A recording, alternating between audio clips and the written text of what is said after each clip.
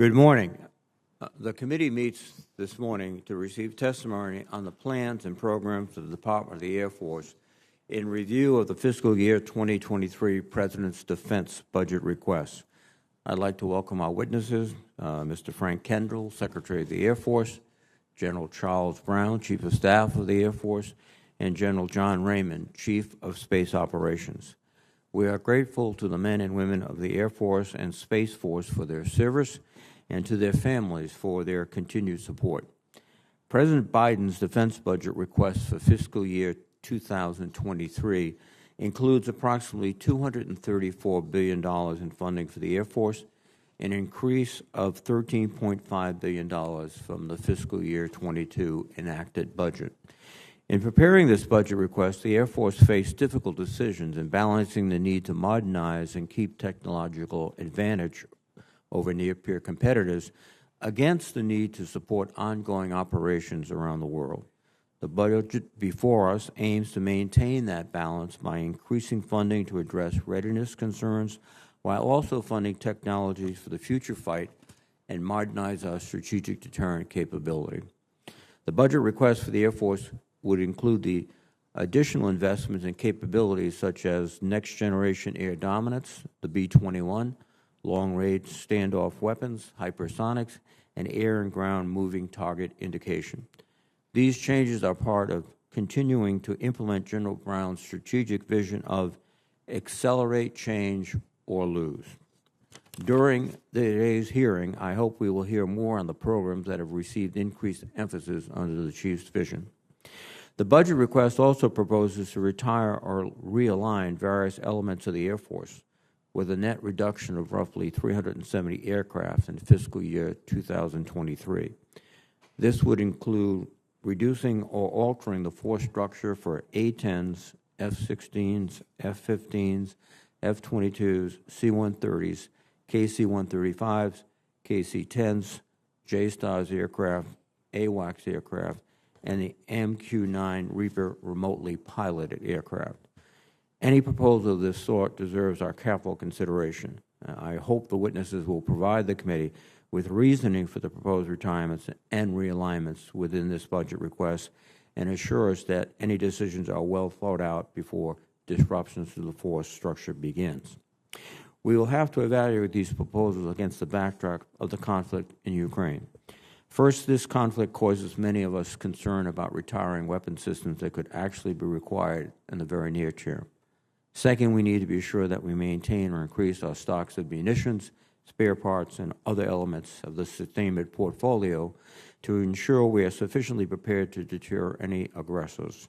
And third, we need to evaluate our domestic industrial base to avoid making short-sighted decisions that could harm our nation's ability to provide for our defense. I'm interested to know your thoughts on these matters as well as your plans to improve shortfalls within the pilot and maintenance personnel communities. Turning to the Space Force, Congress established the Space Force for the purpose of consolidating numerous space activities in the Department of Defense. General Raymond, I would like to know how you are growing the service in terms of personnel. I'm also interested in an update on how you are normalizing operations within the larger Department of Defense, including progress on the merging of the Space Development Agency into the Space Force by October 1st, 2022. With regard to space warfighting capabilities, Section 1602 of the Fiscal Year 2022 National Defense Authorization Act required the Secretary of Defense to designate the Chief of Space Operations as the force design architect for future satellite constellations of the armed services. It is critical for the Space Force to design its warfighting objectives in the same way the Chief of Naval Operations designs our Navy fleets and the Chief of the Air Force designs our air posture. And I will want to know your progress towards that objective. Finally, now that the Space Force is up and running, it is important to present a trained force with substantive capabilities to the combatant commands.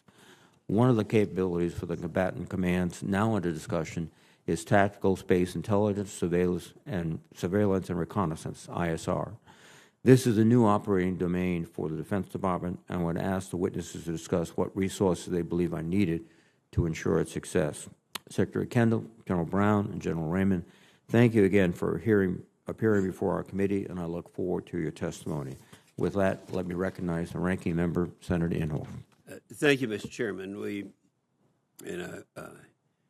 join you in welcoming our three witnesses today. I'll get right to it. I've reviewed the new 2022 National Defense Strategy, and I've examined the budget. I've attended multiple threat briefings, and Secretary Kendall, I was sorry to miss one of yours, but I've made all the rest of them.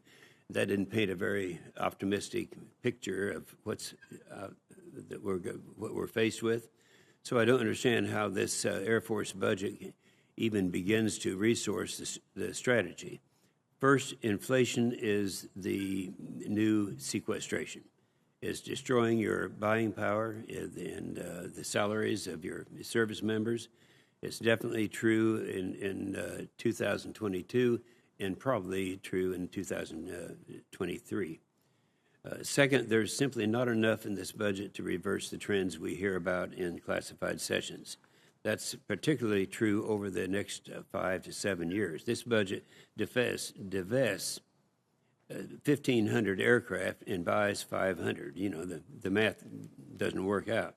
Let's take one example. The budget retires almost 31, there are 31 total of the AWACS, of which 31 are in Oklahoma, and I think there's some are forward deployed, maybe 5 or 6.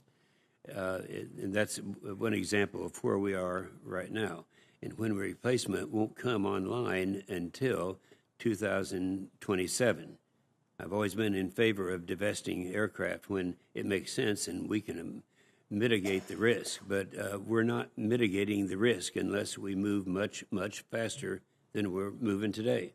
I appreciate your decision to pursue a sole source of the E-7 wedge tail. I look forward to working with you to use the existing authorities to get the critical capabilities as soon as possible. This budget buys only 33 F-35As, the lowest since sequestration. These Block 4 aircraft will be the cornerstone of our fleet. New allies and partners are joining in the program, and our commanders and pilots tell us that they love the aircraft and they love to fly it. We are still buying multiple air munitions at very low rates. We are buying tankers at very low rates, despite concerns about contested logistics. I could go on, but you get the idea. Just to be clear, I'm not blaming you. No, the three witnesses today, they're not to be blamed on this. I don't want that to be misunderstood. This is what's happening when you get an arbitrary top line, when the budget just doesn't match the strategy. It's not strategy-based budgeting. There are bright spots in the Air Force budget. Nuclear modernization is proceeding well. The B-1, the next generation air dominance are significant success stories, but most of the bright spots share one thing in common. That is, they're 10 years away, and I'm proud of what the Space Force has been able to achieve with the real budget growth since its stand up. And we finally are moving a fleet with the threat in space. Now, here's something that was significant because a week ago today, we had a hearing here in this chamber, and we had David Berteau. And I'm going to use this quote as often as I can to remind people. We can sit around and talk about what I just did in an opening statement. When it gets down to it, though, we should be talking about what China is doing. And his quote, David Berteau, a week ago today, he said, quote, "It takes us today 3 years to do what China can do in 3 days in terms of deciding, resourcing, and getting started on something that needs to be done, particularly bringing new technology into play." And that's a significant thing here. You know, no matter how far behind we are, we're getting further behind. And I think we've discussed why this is happening, and this is the thing that we need to be addressing. Thank you, Mr. Chairman. Well, thank you very much, Senator Inhofe. Now let me recognize Secretary Kendall. Secretary Kendall, please. Thank you, Chairman Reed, Ranking Member Inhofe, members of the committee. I'm honored to have General Brown and General Raymond join me in representing the nearly 700,000 airmen and guardians that defend our nation. We are all thankful for your consistent support over the years. Speaking in 1940, General Douglas MacArthur said the following: "The history of failure in war can almost be summed up in 2 words: too late. Too late in comprehending the deadly purpose of a potential enemy, too late in realizing the mortal danger, too late in preparedness, too late in uniting all possible forces for resistance, and too late in standing with one's friends."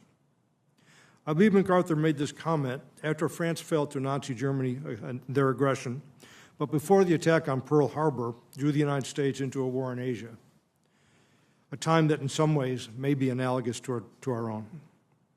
What my colleagues and I are trying to do, and what we need your help with, is to ensure that America's air and space forces are never too late in meeting our pacing challenge, which is China. We're also concerned about the now obvious and acute threat of Russian aggression. Many of you have heard the China threat briefing that we presented. It lays out China's efforts to develop and field forces that can defeat our ability to project power in the Western Pacific. China is also significantly increasing its nuclear weapon inventory and working to field long-range strike capabilities that can put our homeland at risk.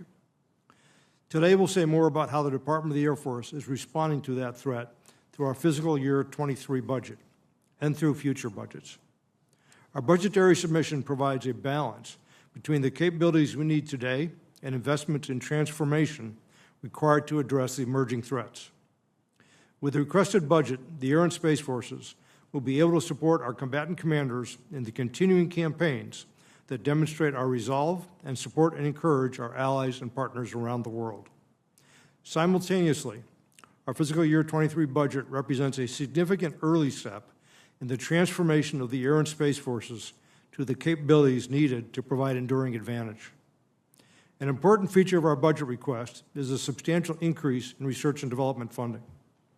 This investment is a down payment on production and sustainment investments and hard choices that are yet to come. We're comfortable with the balance struck in this budget submission. We also want to ensure the committee understands that hard choices do lie ahead at any budget level. In this request, we're asking for divestiture of equipment that is beyond its service life, too expensive to sustain, and not effective against the pacing challenge. These divestitures are necessary to provide the resources required to transform the Department of the Air Force to support integrated deterrence.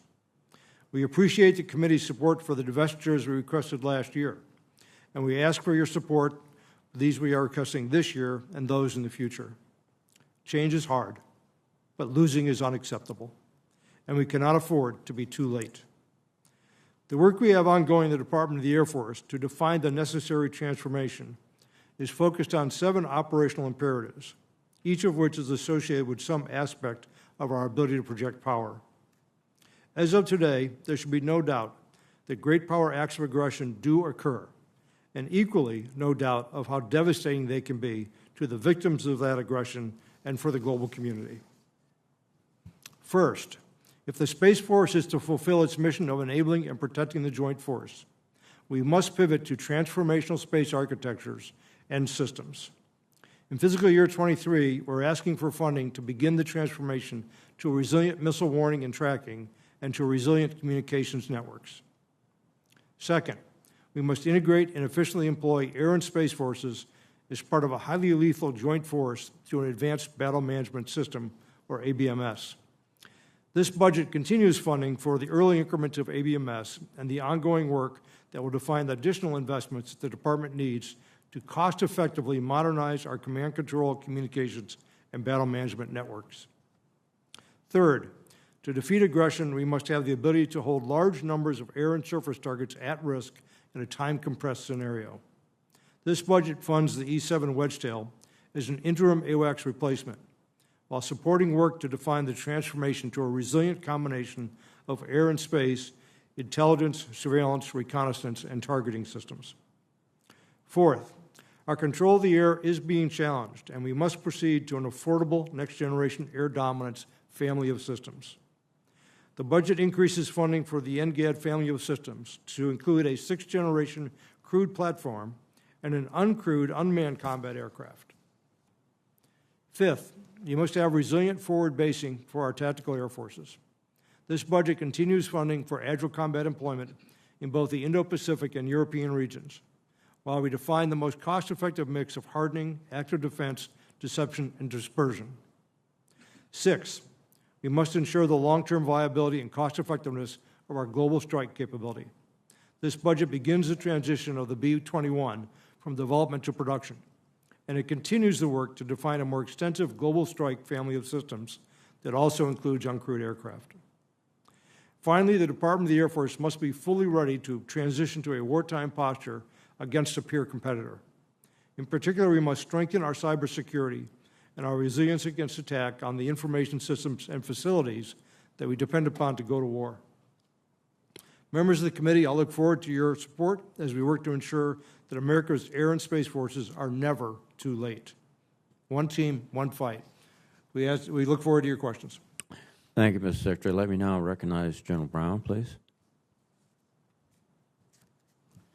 Good morning, Chairman Reed, Ranking Member Inhofe, and distinguished members of this committee. It's an honor to be prepared before you and represent the 689,000 total force airmen serving today. Thank you for your continued support to our airmen and their families. I appreciate the opportunity to be here today with Secretary Kendall and General Raymond to testify on the FY23 budget submission, a budget that continues to accelerate the Air Force's rate of change to address the security challenges articulated in the National Defense Strategy, a budget that continues to build on the successes of FY22. The world looks to the United States Air Force as a leading example. Our airmen make air power look easy. It's anything but. World-class Air Force requires world-class airmen that are organized, trained, and equipped to remain the world's most respected Air Force. But if we do not continue to transform, this may no longer be the case. We must continue to communicate and collaborate with this committee and key stakeholders so we can accelerate change. Last year's budget communicated the Air Force the nation needs for 2030 and beyond. Our message has not changed for FY23, and it won't change in future budget submissions. We must modernize to counter strategic competitors. The PRC remains our pacing challenge, and Russia remains our acute threat. So we must balance between the demands of today and the requirements of tomorrow. Our failure to do so puts our ability to execute the National Defense Strategy at risk. It puts soldiers, sailors, Marines, Guardians, and airmen, along with allies and partners, at risk. It puts our ability to place air power anytime, anywhere, at risk. The only way our Air Force and the nation will be successful balancing risk between today and tomorrow is if we collaborate. In fact, collaboration is the critical word in accelerate, change, or lose. We're beginning to see the success of our collaboration efforts towards transitioning to the future. This year's budget brought substantial increases to research and development, focused on placing meaningful military capability into the hands of airmen. Investments in systems and concepts allow our Air Force to penetrate and dominate in any scenario. Just as important as our investment efforts, we have been successful in beginning to divest systems that are increasingly irrelevant against today and tomorrow's threats. We didn't do this alone. Support of Congress is much appreciated. Accelerating change is the impetus behind the Department of the Air Force's operational imperatives. This means moving with a sense of urgency and doing so in the right direction. This year's National Defense Strategy provides us the needed direction. And when you combine the operational imperatives and the National Defense Strategy, you see this year's budget is in alignment with what our nation demands of our Air Force. The Air Force we're building is critical to integrate deterrence, campaigning, and building enduring advantages. Because nuclear deterrence is the backstop of deterrence, this year's budget ensures our nuclear portfolios are fully funded. Current events are emblematic of how our Air Force is campaigning. We deployed Air Force assets within days, shared vital information, and increased interoperability with our allies and partners. Finally, the Air Force is investing in enduring advantages that allow us to defend the homeland, project air power globally, and operate as a joint allied and partner force. More than anyone, I want tomorrow's airmen to be ready to respond when our nation calls. This includes investing in programs that allow all of our airmen and their families to reach their full potential. As the United States Air Force celebrates its 75th anniversary this year, we are committed to remaining the world-class Air Force America can be proud of. Current events demonstrate the world is growing more complex and uncertain. But I am certain we'll need air power anytime, anywhere. I'm certain this year's budget is another step towards transformation of our Air Force, and I'm certain there's still more work to be done. Therefore, we must continue to communicate and collaborate so we can accelerate change. Thank you for the opportunity to be with you today, and I look forward to your questions. Thank you, General Brown. General Raymond, please. Chairman Reed, Ranking Member Inhofe, and distinguished members of the committee. It's an honor to appear before you today with Secretary Kendall and General Brown, and I am privileged to be part of this leadership team. On behalf of the almost 14,000 Guardians stationed around the world, let me begin by thanking you for your continued leadership and your strong support of our Guardians and their families. As we testify before you today, we find ourselves at a strategic inflection point where we are faced with an acute threat from Russia and a pacing challenge from China. The Russian invasion of Ukraine has showcased the importance of space to all instruments of power. Information derived from space, including commercial imagery, has been instrumental in dominating the information environment, communicating with forces, detecting missile threats, and sharing intelligence amongst allies and partners. It is clear that the character of war has changed, and space is foundational to that change. However, Russia's recent direct ascent anti-satellite missile test in November is just the latest evidence of efforts to deny our nation the advantages that space provides. Just as concerning, our pacing challenge, China, is integrating space into their military operations to detect, track, target, and strike the joint force, putting our soldiers, sailors, airmen, Marines, and Guardians on the ground, in the air, and on the sea at high risk. We cannot allow potential adversaries to gain an unchallenged ability to conduct space-enabled attacks. Our joint forces will remain at risk until we can complete the transformation to a resilient architecture and protect the joint force from space-enabled attacks. This is critical to supporting all aspects of the National Defense Strategy, integrated deterrence, campaigning, and building an enduring advantage. To remain the world's leader in space, this President's budget request prioritizes space and invests $24.5 billion to ensure our assured access to and freedom to maneuver in space. The largest share is in research, development, testing, and evaluation funding, almost $16 billion to modernize our forces, a portion of which will begin the pivot to a more resilient and mission-capable missile warning and missile tracking force design. Notably, this includes funding for the Space Development Agency, which is included in the Space Force budget for the first time this year, and SIR is on track to transition into the Space Force on 1 October of this year. In contrast to legacy approaches, this architecture will be built to survive and degrade gracefully under attack, help manage escalation, and be rapidly reconstituted. This transformation will allow us to capitalize more fully on two of our national advantages, our commercial industry and our allies and partners. To increase readiness, we are funding operational test and training infrastructure. This ensures that we can get the right capability on orbit and in the hands of operators trained and operating in a contested domain. Robust test and training capabilities are also critical to fielding our next generation of modernized systems. Other key investments include increased funding for weapon system sustainment, a more resilient global positioning system, and the next generation of satellite communications. Finally, and most importantly, we invest in our Guardians and their families. Over the past 2 years, we have overhauled how we recruit, assess, train, develop, promote, employ, and take care of our Guardians. Resilient space power isn't just about satellites, it's also about Guardians. This is one of the reasons we are seeking the integration of active duty and reserve forces into a single hybrid component. This space component is central to our human capital plan and will allow us to best align our full-time and part-time members. This is our #1 legislative proposal, and we look forward to working very closely with this committee to implement this bold and transformational approach. As Secretary Kendall has mentioned, change is hard and losing is unacceptable. The transformation we're beginning now is essential to protecting the joint force and to the security of space. Thank you again for your leadership and support for our Space Force. It's an absolute honor to appear before you, and I look forward to your questions. Thank you very much, General Raymond. And gentlemen, thank you for your excellent testimony. General Raymond, Section 1602B of the Fiscal Year 2022 National Defense Authorization Act, which was signed into law December 27, 2021, requires the Secretary of Defense within 90 days of enactment to designate the Chief of Space Operations the force design architect of the armed forces. and notify the congressional defense committees of that designation. Has this occurred? And if not, why not? I know it's being worked by the new Assistant Secretary of Defense for Space and OSD. I will tell you, though, the Space Warfighting Analysis Center, which we stood up, is doing all the force design work for the department, is uniting the department in that force design. The force design that we're funding in this budget was, again, led by the Space Force, and that's going to continue.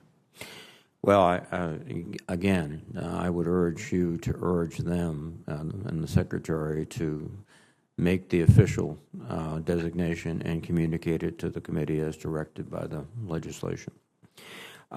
General Brown, the fiscal year 2023 budget request would retire roughly half of the E-3 airborne warning and control system, AWACS aircraft, 15 of 31.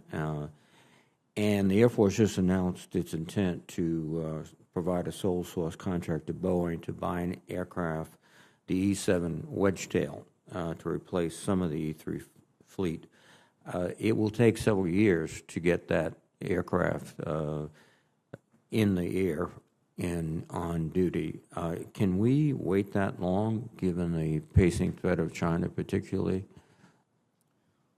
Chairman Reed, I appreciate the question. Ideally, we want to go as fast as possible. We want to work very closely with this committee, but also with the contractor. But I will also tell you that I personally have flown on the aircraft a couple of times and worked very closely with our allies and partners, particularly the Australians who operate it today.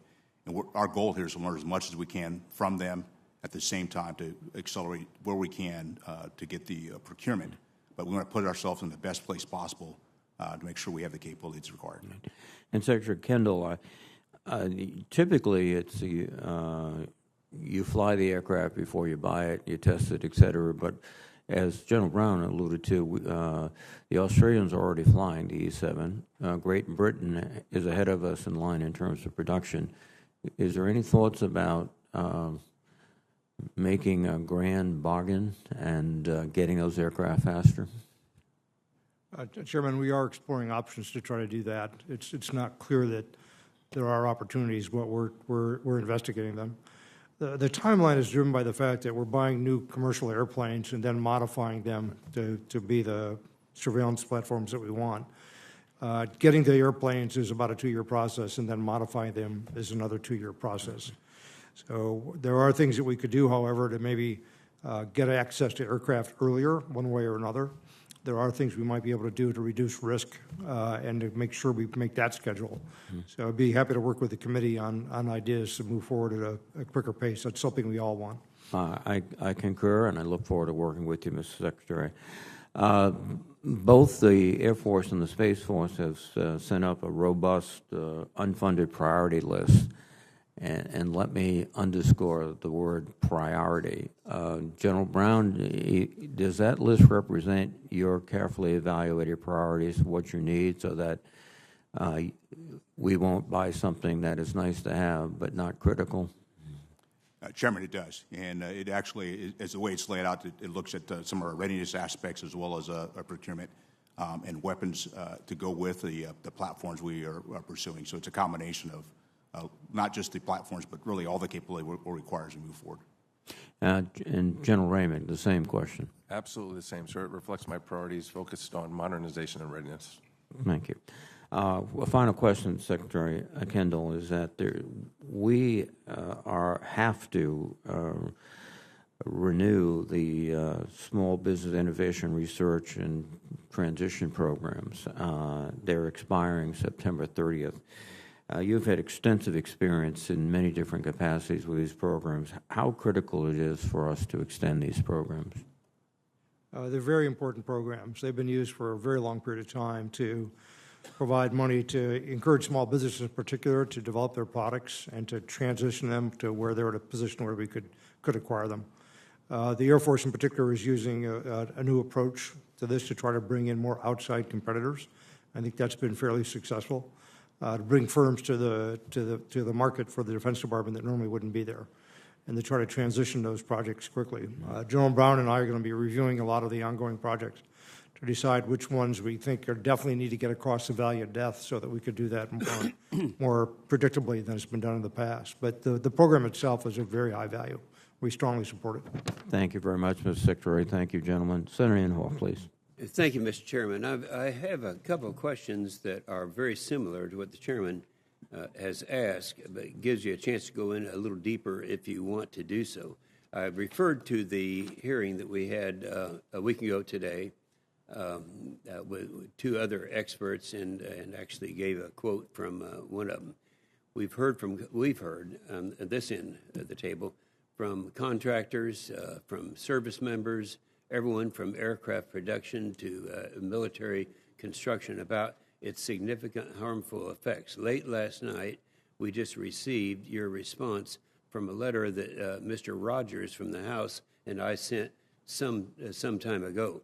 Now, we only got a response late last night, but I suspect, and I want to make sure that we get this in the record, that you had your response completed prior to that time, but we had not received it yet. Is that accurate?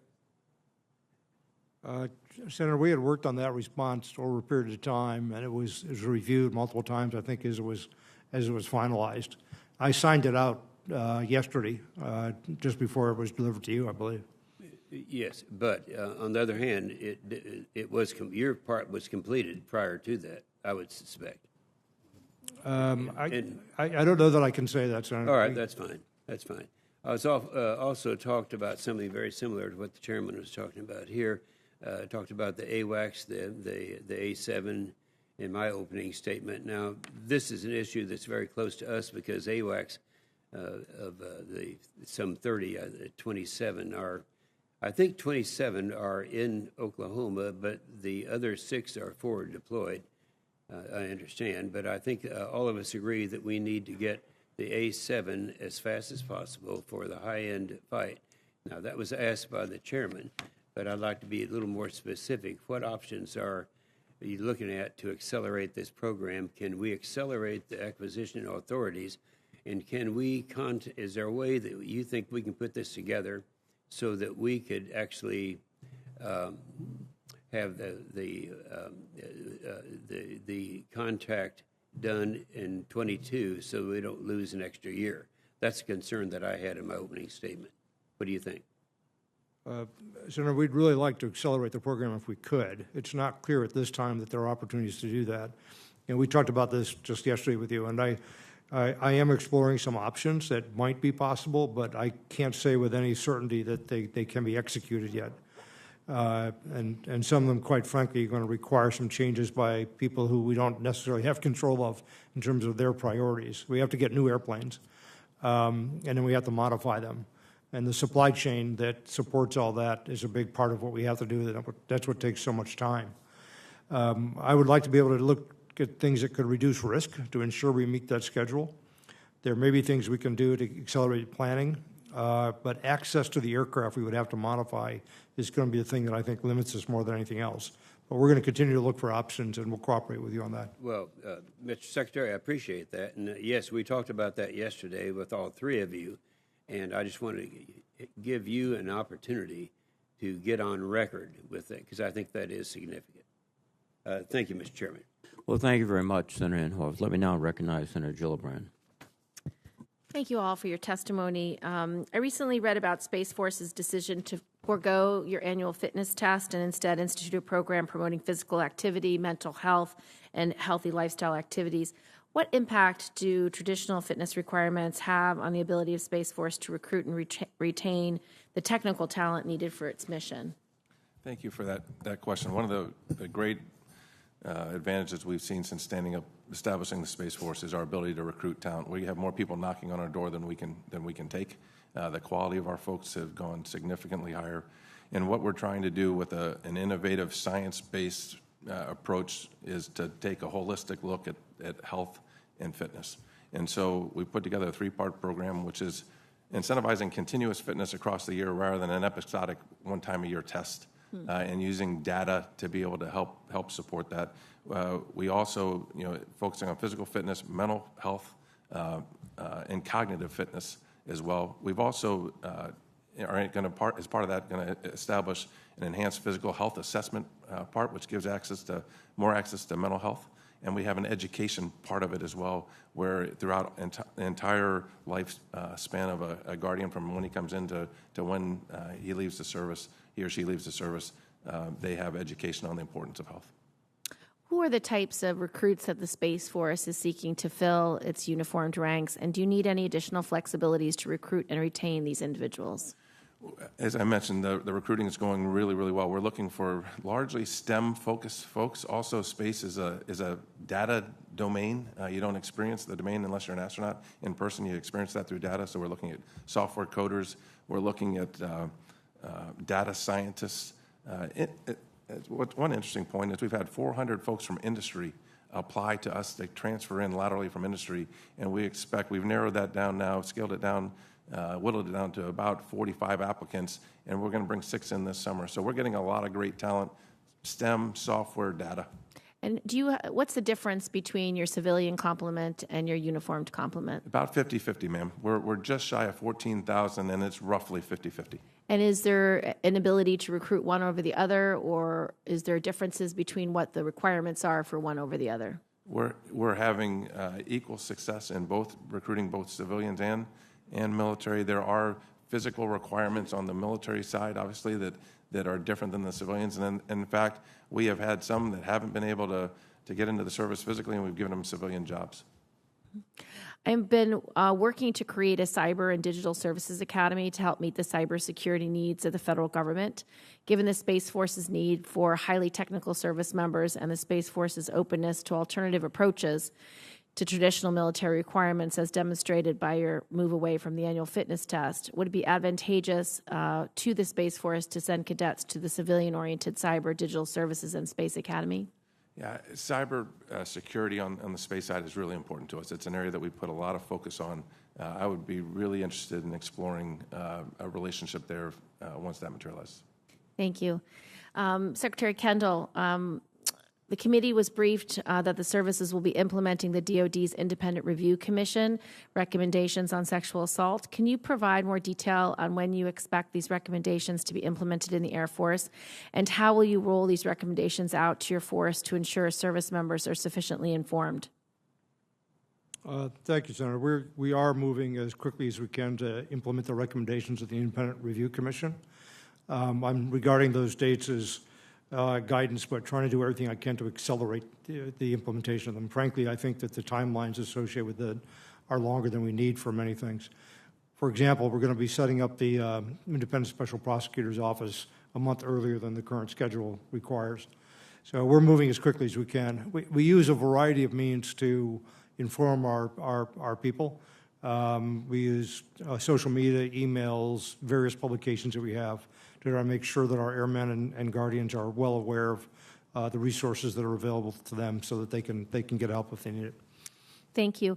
Your budget includes a significant amount for financial bonuses for critical skilled position. Can you discuss what positions those bonuses are for and what non-financial incentives are available to retain service members, given that they have a number of employment opportunities in the civilian sector? Yeah, we've recently increased bonuses across a number of fields. I can give you a list for the record. This covers both enlisted and officer occupational areas. And it's essentially the things that you would think would be in high demand. You know, right now the economy is doing well, and there's a large demand for labor. So we're doing what we need to do to be competitive in that market. Thank you. Thank you, Mr. Chairman. Thank you, Senator Gillibrand. Senator Fisher, please.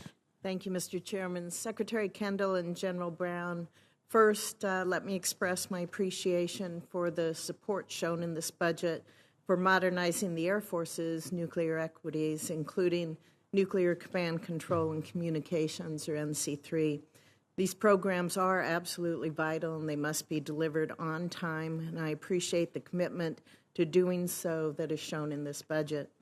As you both also know, Offutt Air Force Base was severely damaged by historic flooding in 2019 and is still in the process of rebuilding. I'd like to thank the Air Force for its support in the rebuild efforts.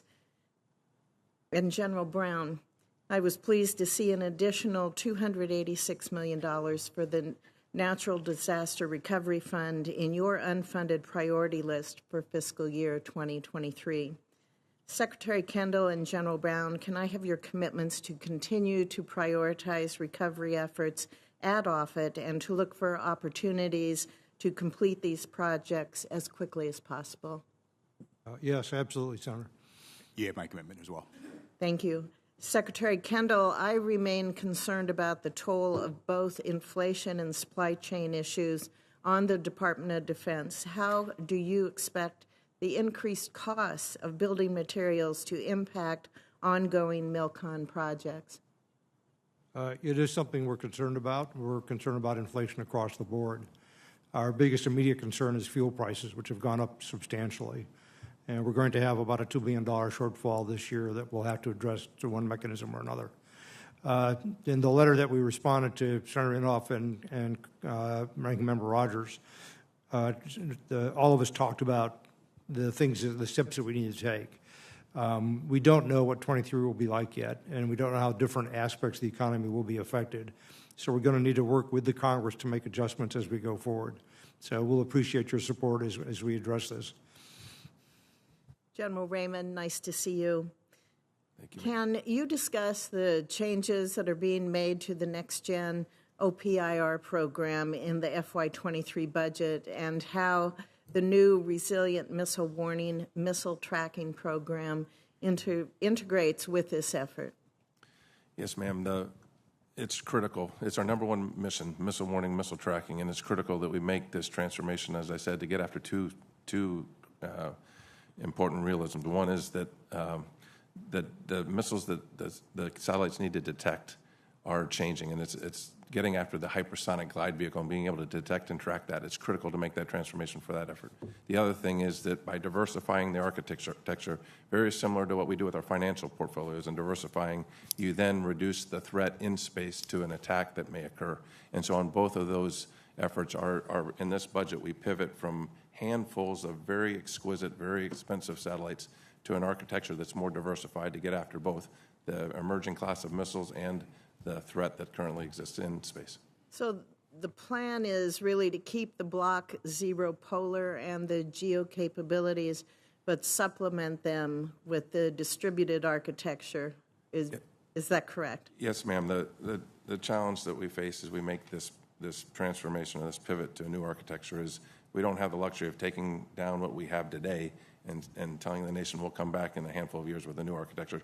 So we had to develop a bridging strategy, and we looked at it. It's a risk-informed strategy to keep alive what we have for our nation as we make this important.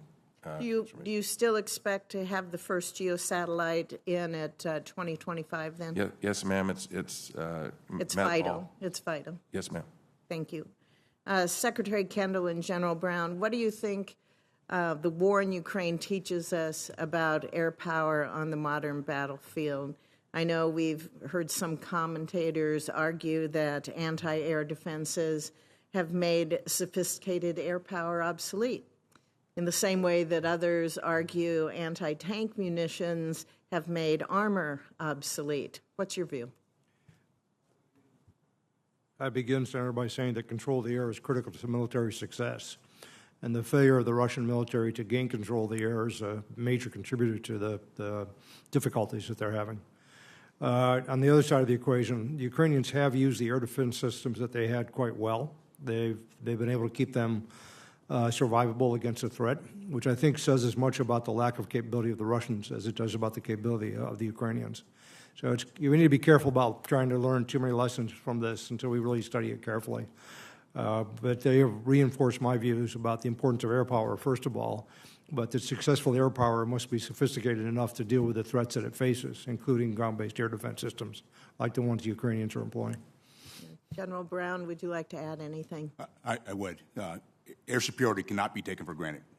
And to do air power anytime, anywhere, it's not only the airplanes with that'll be airborne to go against other airplanes, but it's the ability to also take out the air defenses that are on the ground. And it's a combination of capabilities, and that's what we as the United States Air Force are focused on, to make sure we have the capability to do both and train to that as well. And be prepared for possible more sophisticated encounters than we're seeing in Ukraine? Most definitely. Thank you, sir. Thank you both very much. Thank you, Mr. Chairman. Thank you, Senator Fisher. Senator Kane, please. Thank you, Mr. Chair, and to our witnesses. I appreciate your service. This is a question for Secretary Kendall and General Brown. We had a hearing last week with Secretary Hicks, and she frankly talked about the challenge. It's an obvious challenge in determining the best way to get from the force we have to the force we want to have in 2030. This kind of mid-period transition is a challenge. When I hear phrases like divest to reinvest, I'm not skeptical about that. You have to do it. But I tend to think about them in the kind of through the lens of workforce, being chair of the Readiness Subcommittee. And as you make this transition, it can be particularly challenging on our specialized workforces, shipbuilding, aircraft production, certain electronic components. Do you think the FY23 budget and the fed-up projections for procurement adequately address the sustainment of the few remaining manned aircraft production lines in the United States? I do, Senator. We're continuing production on the F-35, not quite at the rate that we were at before. We're trying to wrap up production of the F-15EX for the next 2 or 3 years, 2 years. And so we're actually accelerated, increased the rate there in order to do that more quickly. I can't think of any other example. KC-46, we're continuing with that production line. So generally speaking, we are continuing at a rate which we think will support the industrial base and allow them to support us going into the future. Great. General Brown? Senator, I would agree. And the thing I also think about is the fact that we are, I don't allow my staff to talk about divest to invest. It's how we make the transition from where we are today to get to the future. And so we've got to make sure we're still working in procurement and then still maintaining capability to support today's operations. At the same time, we make sure we are not taking undue risk that's going to impact us in the future. So it's a combination of those two that come together. Thank you. Now for Secretary Kendall and General Raymond, I want to ask about the space domain. It's getting crowded up there. Many nations have assets in space that have a defense or military purpose. The commercial platforms in space just proliferate dramatically. And they can have an impact upon defense missions. We've seen what Starlink has done in terms of providing internet service in Ukraine. So these commercial platforms have a security dimension to them as well. And then the third thing we got to worry about in space is debris. So one of my favorite government publications is NASA's Orbital Debris Quarterly. And the debris can be accidental debris, or it can be debris that's actually created to jeopardize other assets in space. It seems like an area where we have to do a lot to keep our platform safe, but there's also probably need for more rules of the road on an international level to try to protect these very expensive assets in space. So talk a little bit about how, from the DoD perspective, you're focusing on the protection of our assets in space and whether there are international rules of the road that we should be considering to try to make sure that all these assets are protected.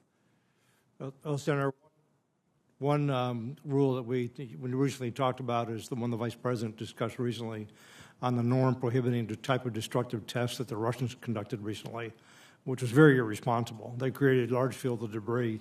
General Raymond can talk about the numbers of objects we're currently tracking up there as a result of that one test. So we've got to get people to agree not to do that. That puts everything we have in space in low Earth orbit particularly at risk. There are other norms that we've talked about with regard to proximity operations and so on. And the National Space Council, I think, has been working on some of these to try to get wider appreciation of the need to have things that allow us all to operate in space as a commons and to do so to the benefit of every nation, frankly. And General Raymond, I think, will have more to say about that. So you're absolutely right that space is becoming more congested, more contested, more competitive. If I were to testify in front of you 2 years ago, I'd have said we were tracking about 22,000 objects. Today, we're probably tracking close to mid-40,000 objects. If I'd have said 2 years ago the numbers of satellites that we were tracking is about 1,500, today that number is close to 5,000. And the trends are going up. Everybody's proliferating access to space, largely because commercial space has reduced the cost to launch, has enabled a lot more access. That provides us opportunities and it provides us challenges. On the challenges side, we are working really hard to keep the domain safe for all. We act as the space traffic control for the world. We provide warning across the world to keep satellites from colliding. We demonstrate safe and responsible behavior by how we act, and we do so in partnership with our allies and partners. We're committed to keeping the domain safe for all. Thank you very much. Thanks, Mr. Chair. Thanks, Senator Kane. Senator Rounds, please. Thank you, Mr. Chairman. First of all, gentlemen, thank you very much for your service to our country. I want to take this opportunity to thank you for what you've been doing to make sure that the B-21 bomber program stays on time, on target. Folks in western South Dakota, Ellsworth Air Force Base, are truly looking forward to getting their first look at it, hopefully later on this year. And they most certainly want to be a part of the program, and they want to make sure that they're in a position to welcome the new crews and the new teams on board, and appreciate your cooperation and working with them to make sure that they know what to expect in terms of schools and so forth. And I'm sure we'll be able to work through all of that to make sure there's no delays in that. The B-21 seems to be an example of a platform plan which is working according to schedule. When I look back at some of the other challenges that we have, it would seem that while we're going to be able to procure the B-21s in some reasonable fashion, we're probably going to need more than what we had originally estimated. General Brown, would you talk a little bit about what the expectations are for the B-21? And I think originally we talked about a plan in which we would buy perhaps 100 of them. Would it be fair to say that in any of the new estimates with near-peer competition growing, that our demand for that particular platform will be greater than what we originally anticipated? Well, Senator, part of that is the ongoing analysis that we do to determine not only what we've already decided on, but where we might need to, in this case, procure either more B-21s or other capabilities to complement the B-21. And this is one of the operational imperatives that we are working through to actually look at a crewed and uncrewed collaborative platform that can work very closely with the B-21. So it may not meet necessarily an increased number of B-21s, but it's additional capability to go with the B-21 as well. I think it'd be fair to say that right now, if we had the F-22 is a good example of a platform in which we started out with one number that we wanted. Today, I think there are very few of us that would say that we have enough F-22s that are mission capable, because even though you have a number of them, a portion of them are always either being repaired or being used for training. So fair to say that even though we talk about 100 B-21s, what we're really talking about is some of them would be in maintenance, some of them would be for training. So we really wouldn't have that many which would be on mission. Fair to, or would you agree with me to that? We'll always have some that are in training or in some type of maintenance. The goal here as we look at this particular program is, as you described, it's on track, and I think one of the key areas we want to take a look at is how we do a better job to make sure we're sustaining that aircraft and make it very easy, much easier for our airmen to maintain as well. Thank to you. increase aircraft availability. Secretary Kendall, this budget, this proposal this year plans for the elimination of about, or the divestment of about 250 aircraft, but it looks like we're only going to be able to procure about 87 new aircraft. Granted, there is, at least from what I can see, first of all, some of the aircraft are just flat out, they're hangar queens. They're on the inventory list, but they're really not operational, and the cost to maintain them, even to get them out, is such that it's really not worth the taxpayers' dollars to try to continue to make them operational. But that also means then that we're going to end up with a shortfall with regard to the number of platforms we can put in the air. Fair to say that we're trying to do as many new platforms as we possibly can. What is the holdup the budget, or is the holdup the inability of our manufacturing teams to be able to produce the number of new aircraft that we need? We're trying to get the balance right and try to sustain our support to combatant commanders, give them what they need while we go through this transition. So that's essentially what we try to do in the budget. What we're taking out includes a mix of systems. About 100 of them are MQ-9s, which are actually not coming out. They're transferring to another government agency. We're taking out trainers, the T-1, which is our multi-engine trainer. And what we're going to do is do something that's more like the commercial airlines, where pilots are going down the multi-engine path, will go directly from their primary trainer to the aircraft that they're going to actually operate. So we'll actually have some efficiency in the pilot production line because of that. In the case of the F-22, we're taking out our oldest and least capable F-22s, about 33 of them. And they're only used for training right now. So we can use more combat-capable aircraft for training and have those aircraft available for contingency if we needed them in an emergency, but to have some efficiencies as well in terms of operating costs. So it's a mix of things that we're trying to do. Some of it is simply divesting to replace, as in the case of the tankers, for example. Thank you. Mr. Chairman, my time has expired. Thank you. Thank you very much. Senator Round. Senator Ernst, please. Thank you, Mr. Chair and gentlemen. Thank you so very much for your service and your willingness to testify in front of the committee. General Raymond, we'll start with you. The investment in Space Force in this year's proposed NDAA is pretty significant. We've got a top line of $24.5 billion, and over $16 billion is marked for research and development. We are briefed constantly in this body about the speed of acquisitions or lack thereof. And we know that the Chinese's acquisition timelines are much faster, sometimes 3 to 5 times faster in domains like space and cyber. It's so much quicker than the way we move at the Pentagon. And I think that justification for a Space Force distinct from the Air Force requires a distinct 21st century culture that will move quickly to adapt and modernize with all of these new technologies, and really closes the gap on where we are with our near-peer adversaries. So we hear all the time in posture hearings, we're bemoaning the fact that acquisition timelines are too long. We have these risk-averse cultures, and they really trouble the other services. You're a brand new service. So how will you build that culture in Space Force that will ensure and encourage a fast follower type model for private industry and is willing to assume that prudent risk and fail faster? So how can we do that? We want to make sure that you are successful, but we have to compete with our near-peer adversaries. I couldn't agree more with you. We have to be bold and be innovative, and I think space provides an opportunity to do that.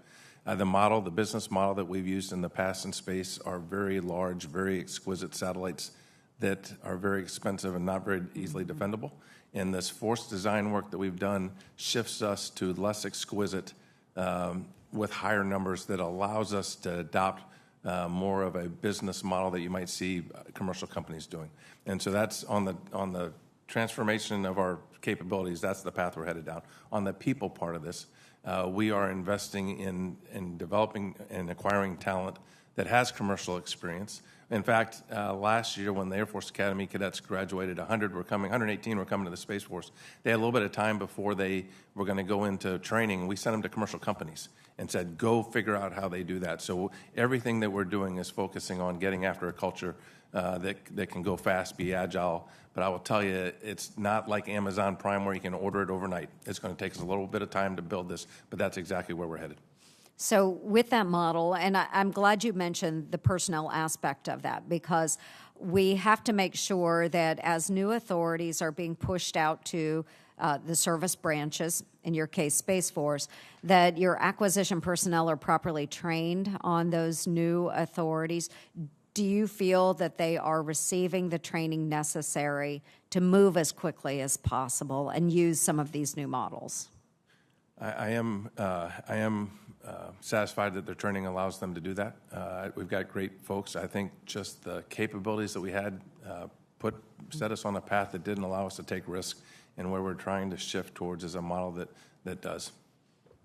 Yeah, thank you. And Secretary Kendall, you just sticking on this theme as well, you had noted last week in front of HASC that the Chinese are better than us at starting a lot of new things and then taking them through to fielding, end quote. And why is that? What is it that we can do differently? We've heard General Raymond talk about Space Force. How can we do this differently in Air Force and our other service branches? Senator, I want to first take a little bit of issue with what you said earlier about how long it takes the Chinese to do things. They're actually not faster at engineering than we are. But what they do is they what I was talking about in the HASC was that they have made decisions quickly. I think somebody earlier mentioned how they can do a decision in 3 days, and we take 3 years to do a decision and then get money. It takes us time to get money and start because of the process that we go through here. But I looked recently at the J-20, their most modern fighter, for example, and the development time for that aircraft was comparable to the F-35. It was not remarkably faster. But they do seem to be very creative and innovative.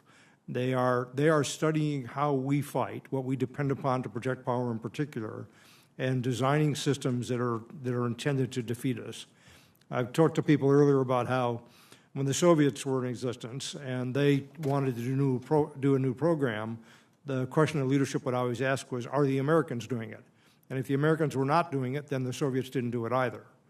But with the Chinese, they don't care what we're doing. They're looking at how we fight, what we depend upon, and they're being very creative about the things that they're buying to come after us.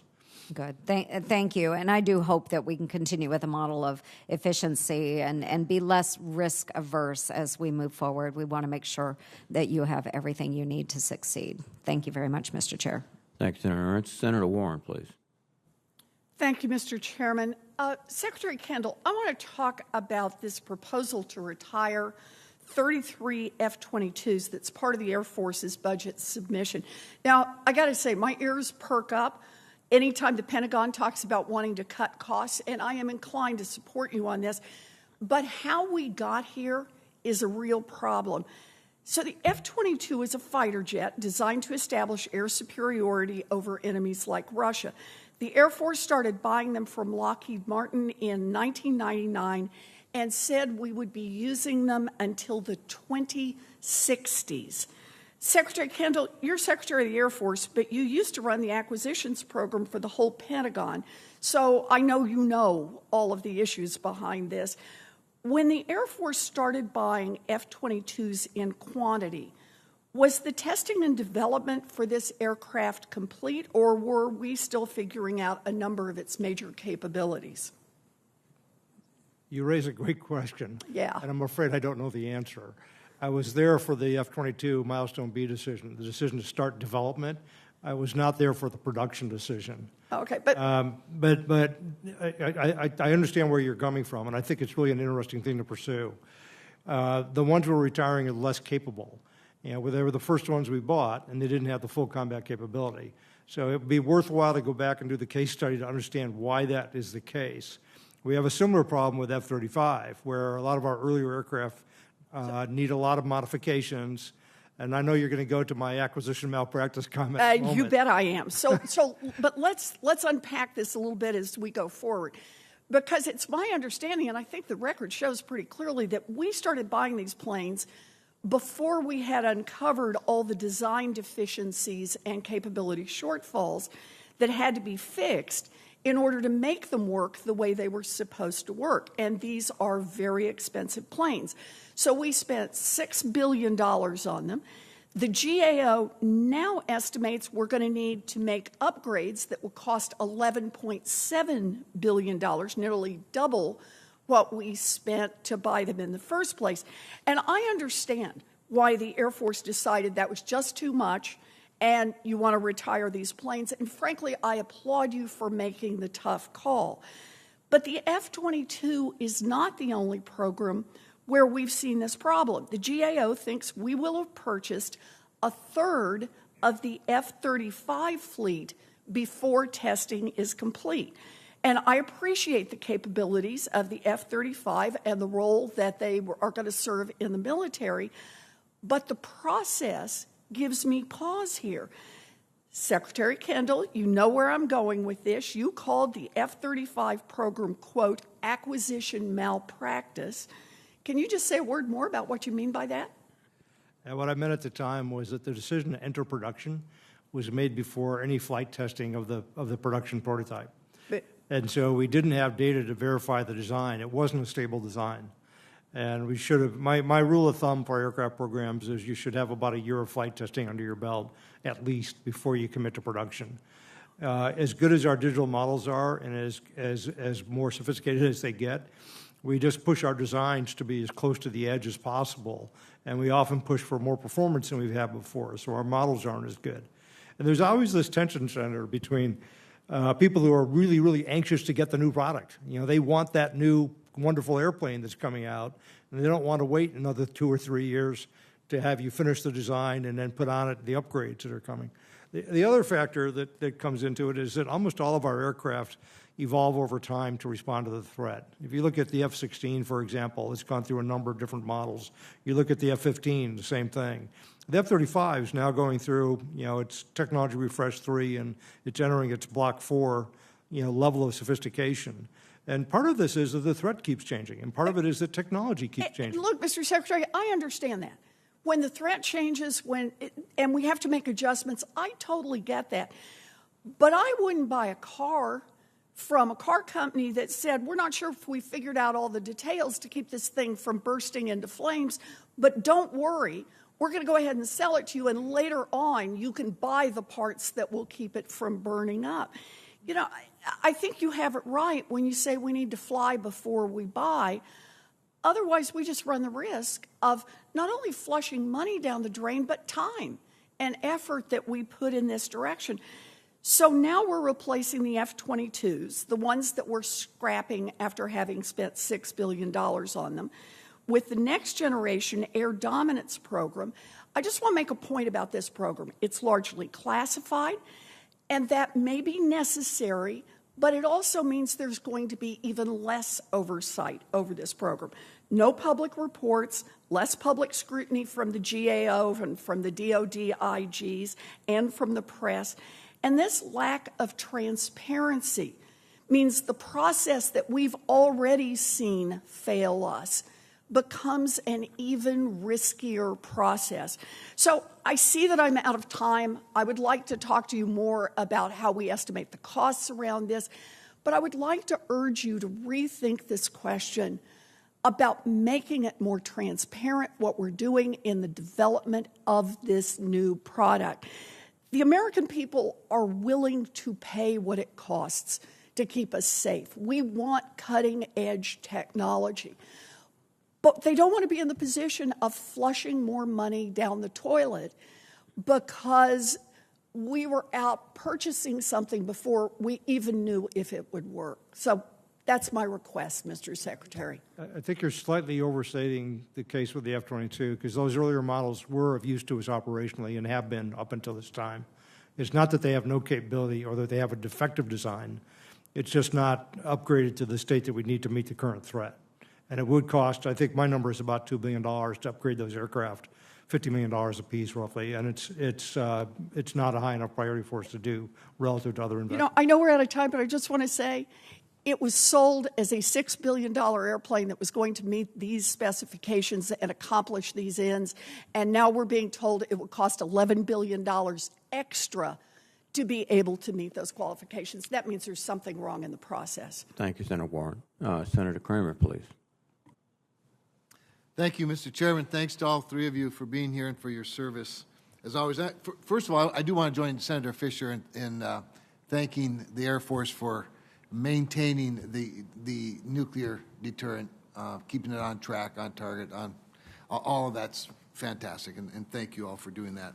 I want to talk a little bit at first about the radar station, the Parks radar station at Cavalier. And I sort of chuckle when I look at the three of you because all three of you have visited North Dakota in your capacity in the wintertime, and that's special. Particularly special, Mr. Secretary, was your visit to mine right before Christmas, and thank you for that.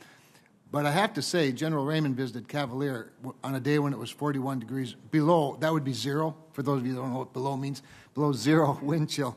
And so he knows a little something about how remote and how difficult an environment that is. But that radar is 50 years old, the Parks radar. And I'm concerned a little bit because this year's budget documents say that the radar has, quote, a high risk that equipment failures will cause unacceptable mission downtime.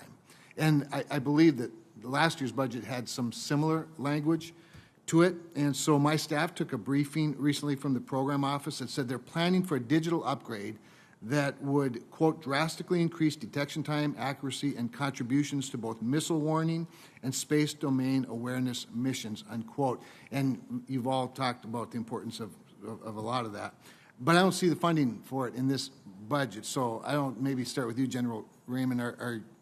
You're obviously aware of the precarious situation Cavalier, I know you're going to visit there again. What do you think? Do we need to upgrade? Sir, we continue to that. First of all, missile warning, missile tracking, and space domain awareness are critical missions. Yep. And Cavalier and the radar at Cavalier, the Parks radar, is a very important radar. We have upgraded that throughout the years. We spend about $22 million a year sustaining that, operating and sustaining that capability. The priority for this year's budget was the space missile warning segment, because we have to get after being able to detect and track hypersonics. As you mentioned, the program office right now is looking at a analog to digital modernization effort, and we'll address that in the coming budget years. Great. Mr. Secretary, anything you'd want to add to that? Or? No, I think General Raymond covered it pretty well. Beautiful. Thank you. General Brown, you and I and others have had very frank discussions, of course, about ISR and the ISR retirements and the trade-offs. There's been a lot of discussion already today, again, about how to balance all of that, and I appreciate that. Some of us, of course, had doubts about the retirement of the RQ-4 Global Hawk because Air Force ISR capacity really wasn't keeping up, at least with what many of the COCOMs would like, whether they need them all or not. But it seems like they could always use more. But we allowed, we ultimately agreed, and I think based on your wisdom and your counsel, to trade some capacity for new capabilities. But this year's budget is cutting even more Air Force ISR, and even though the COCOMs are relaying in their hearings that they need more. And I'm also hearing that you're looking at cutting some of the manpower, including about up to maybe 30% at Grand Forks. Again, haven't confirmed that, but we're hearing that. And I just want to get a sense of your vision and end goal in this transition. Sure. Well, first of all, I appreciate your support. I know we've had a chance to engage on this particular topic a number of times. There is no intent to cut any manpower at Grand Forks, so hopefully that'll put you a bit at ease. It does. One of the areas I would highlight, though, is as we look at the ISR that we have today versus the ISR that we need for the future, the ISR in the future needs to be connected, persistent, and survivable. Persistence we do have, connected and survivable not so much. And I look forward to maybe talking a bit more when we go to our closed session. I can get a little bit more detail on the capabilities that we're pursuing, and this is something that I think will help us along the way. I would also offer the fact that how we get information today, not only from our classified systems, but also from our open source, plays a key role in how we bring all the information together. And this is where Advanced Battle Management System and some of the other tools that help us with decision superiority will actually add to cover some of the ISR from a different perspective as we look at how the character of war has changed. Appreciate that. Appreciate all of you. Thank you, Mr. Chairman. Thank you, Senator Kramer. Senator Rosen, please. Thank you, Chairman Reed. It's really an important hearing that we're having here today on the Air Force. Secretary Kendall, I really appreciate you being here today, for taking the time to speak with me last week ahead of today's hearing. Of course, thank you to all the witnesses. And I understand the Air Force has an updated legislative proposal to modernize the Nevada Test and Training Range. While I agree that modernization is critical for our national security and our overall readiness, I'm disappointed that the Air Force once again did not work with me or the rest of the federal delegation on its proposal, even after every Air Force senior leader promised that they would do so. Since learning of its existence, my staff and I have been asking for details on the proposal, but the Air Force has been reluctant to provide many. Our delegation, we've really enjoyed open lines of communication with the Navy as we work through its proposal to modernize Naval Air Station Fallon, and we just want to have the same relationship with the Air Force regarding your proposal to modernize the Nevada Test and Training Range. So, Secretary Kendall, recognizing where we are in the calendar year, it seems likely that your proposal would be under consideration for the fiscal year 2024 NDAA.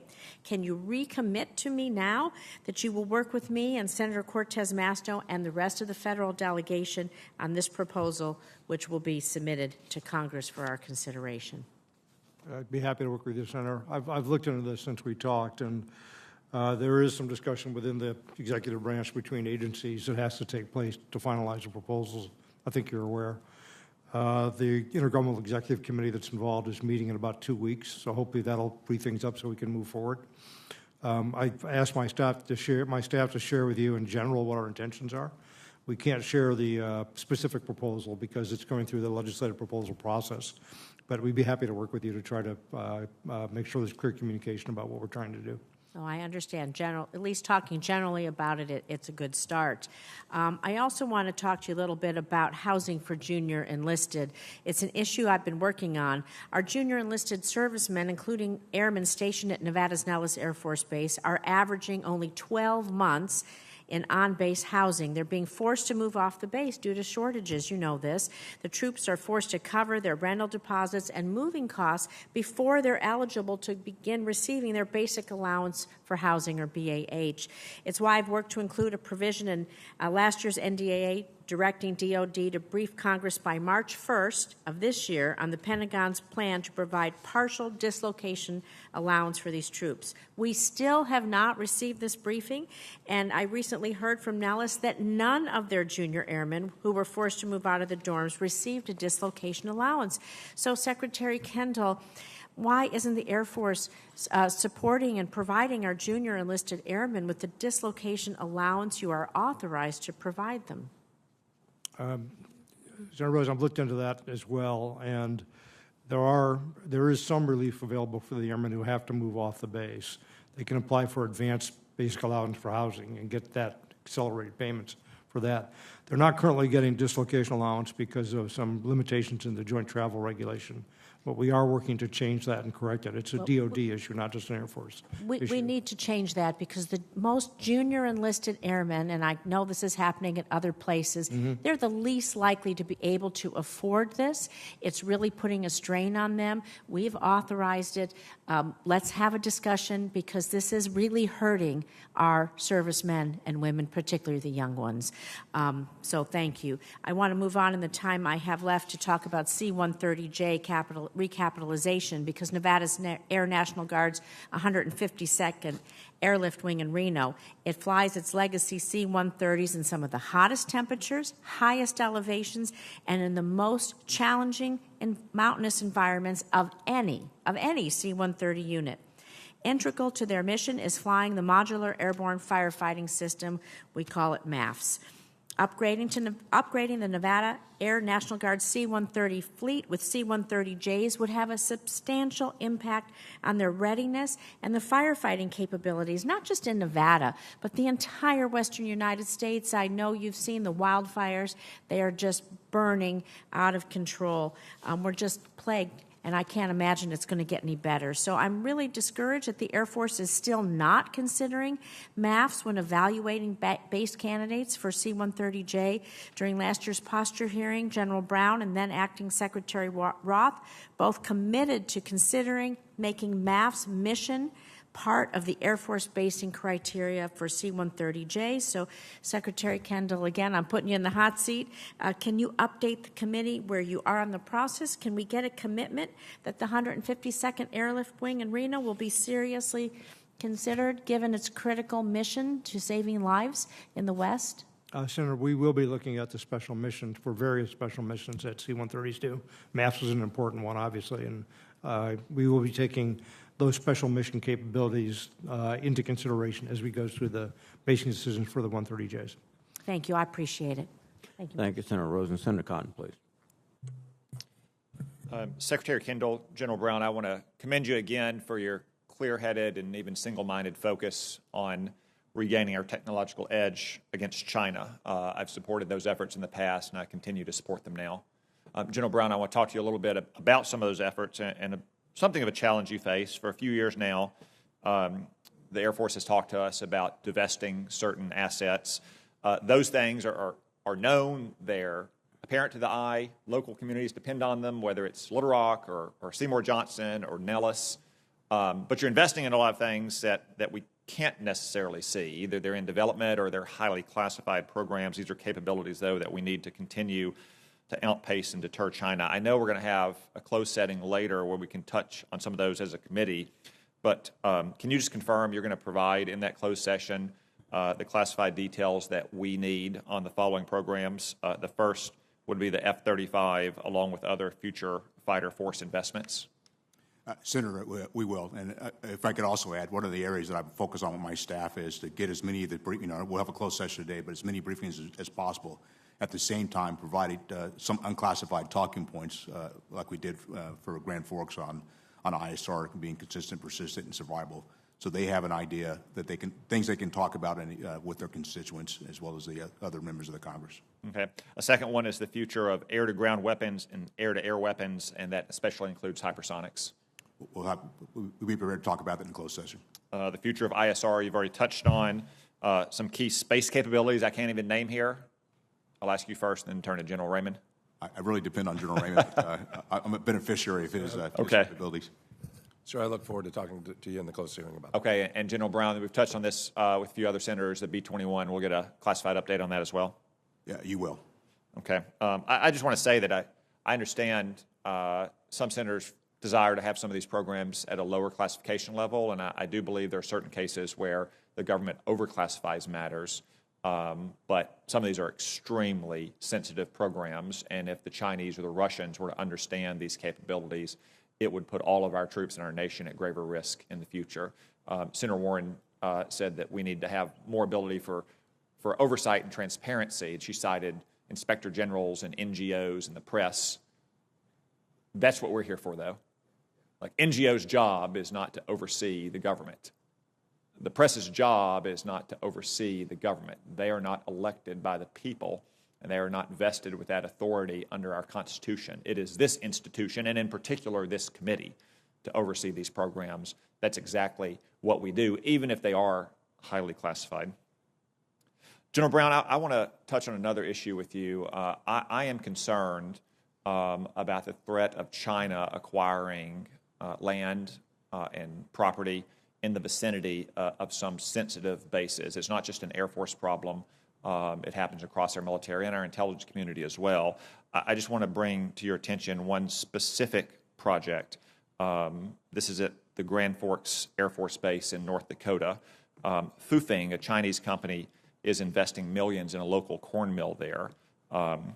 Maybe it's just a corn mill, but it would also provide the potential, at least, for Chinese intelligence to engage in intelligence collection of various kinds, both signals collection or human collection. What's the Air Force plans to be sure that that is not happening, not just at this one site in Grand Forks, but at any of its bases around the country, if you can discuss that in an open setting? I really can't discuss that details in a open session like this. I've recently just became aware of this one in particular, but it's something we do pay attention to across the board. Good. I'm glad to hear that. Again, it's a concern about all our military and intelligence installations around the country. It's not just Grand Forks, but Senator Kramer and I have discussed this at length. I would feel exactly the same if some giant Chinese conglomerate started building a facility outside Little Rock Air Force Base as well. But I'll look forward to exploring that with you in a closed setting. Thank you, gentlemen.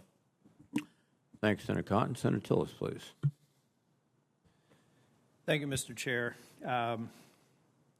Secretary Kendall, I hadn't expected to ask this question, but based on the exchange with Senator Warren, I think it may be helpful, and it may be necessary to do in a classified briefing, but it would be helpful with the F-22 and the F-35 to talk about some of the kinks that we're working out, technical kinks, and separate those from modifications that we're making specifically because we've identified new threats. We got a briefing a week or so ago, but I think that would be helpful. I, for one, think one of the reasons why the acquisition process is so difficult is we have a near perfection requirement for specifications before we move forward. And if we don't understand with some of these platforms, some of the more technically challenging ones, I can understand where you want to do a lot of homework, but in some respects, we've got to be able to accept failure if we're going to actually learn from failure. And I use SpaceX as a classic example of that. One of the reasons why they've got such a successful program now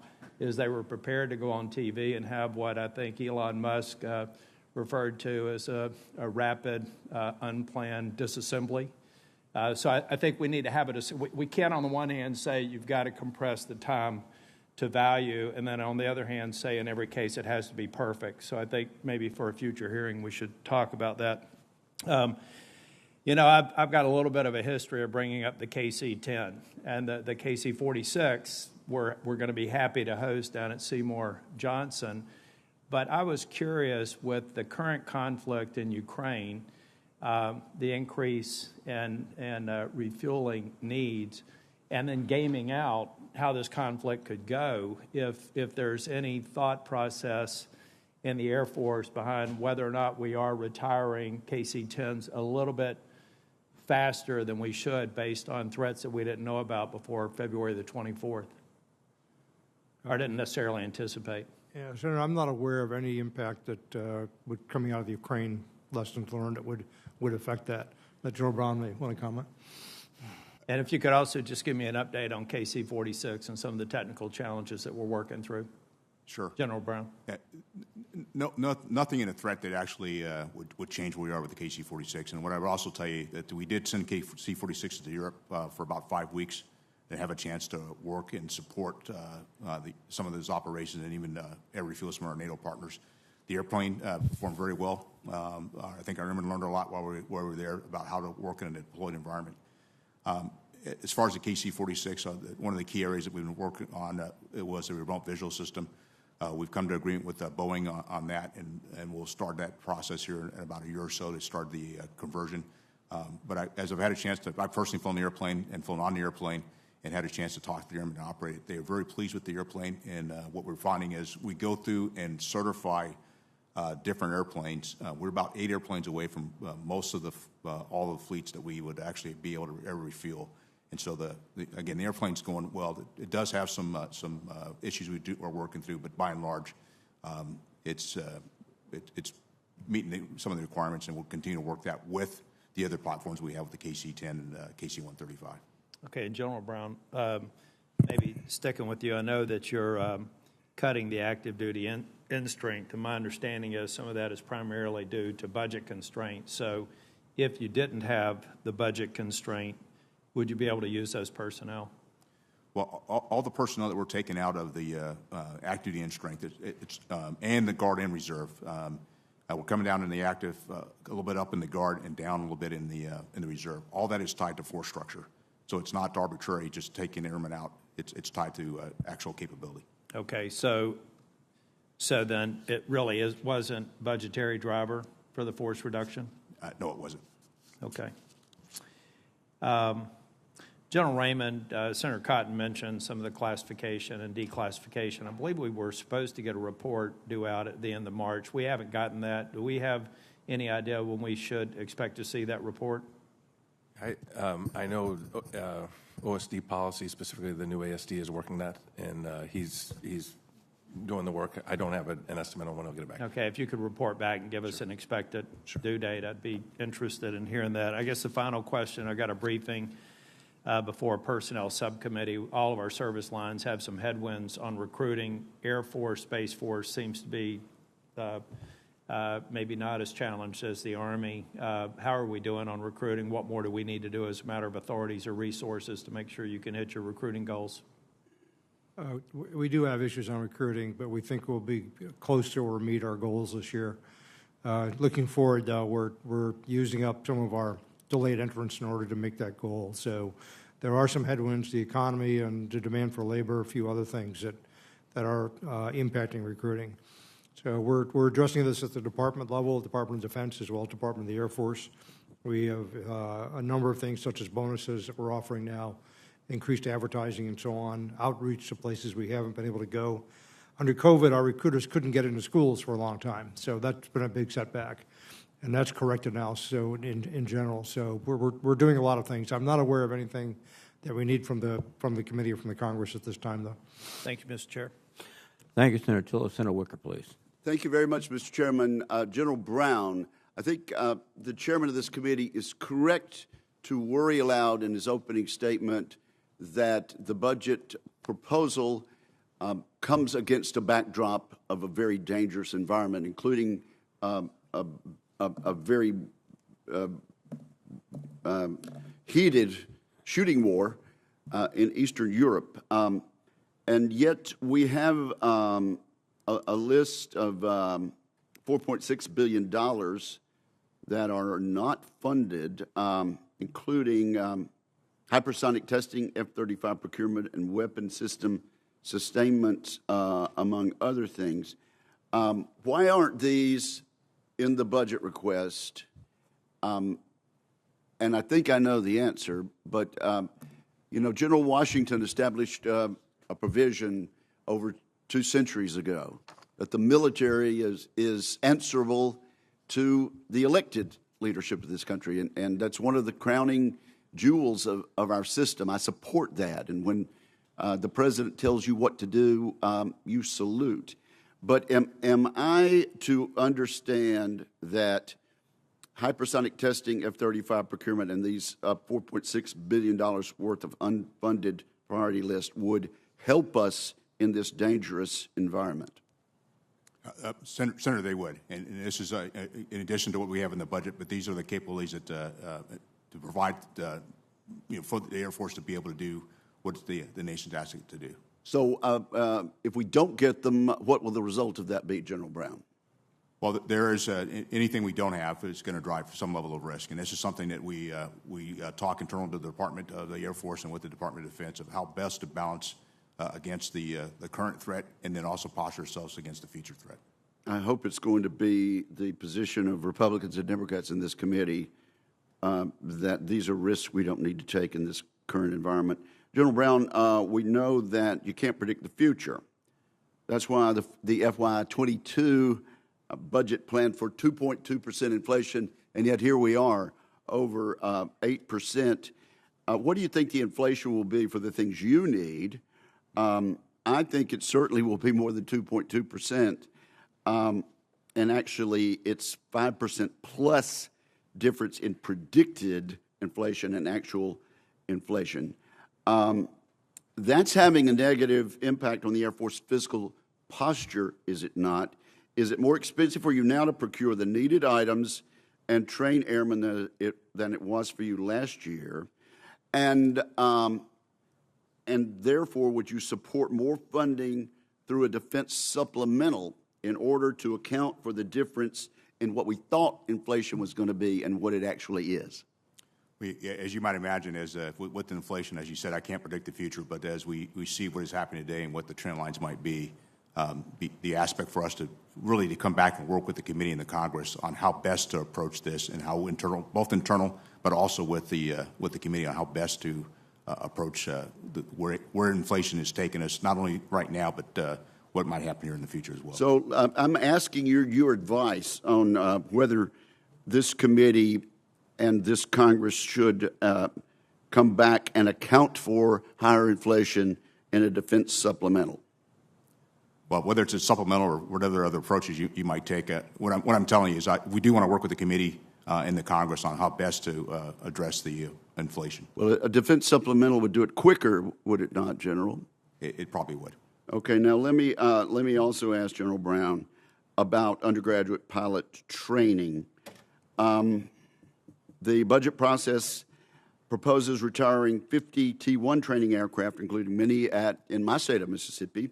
These requirements are part of the Air Force's shift to undergraduate pilot training 2.5, which incorporates simulators to a larger extent. Do you expect to produce the quantity and quality of pilots needed in the Air Force by shifting to these virtual simulators in the undergraduate pilot training 2.5 model?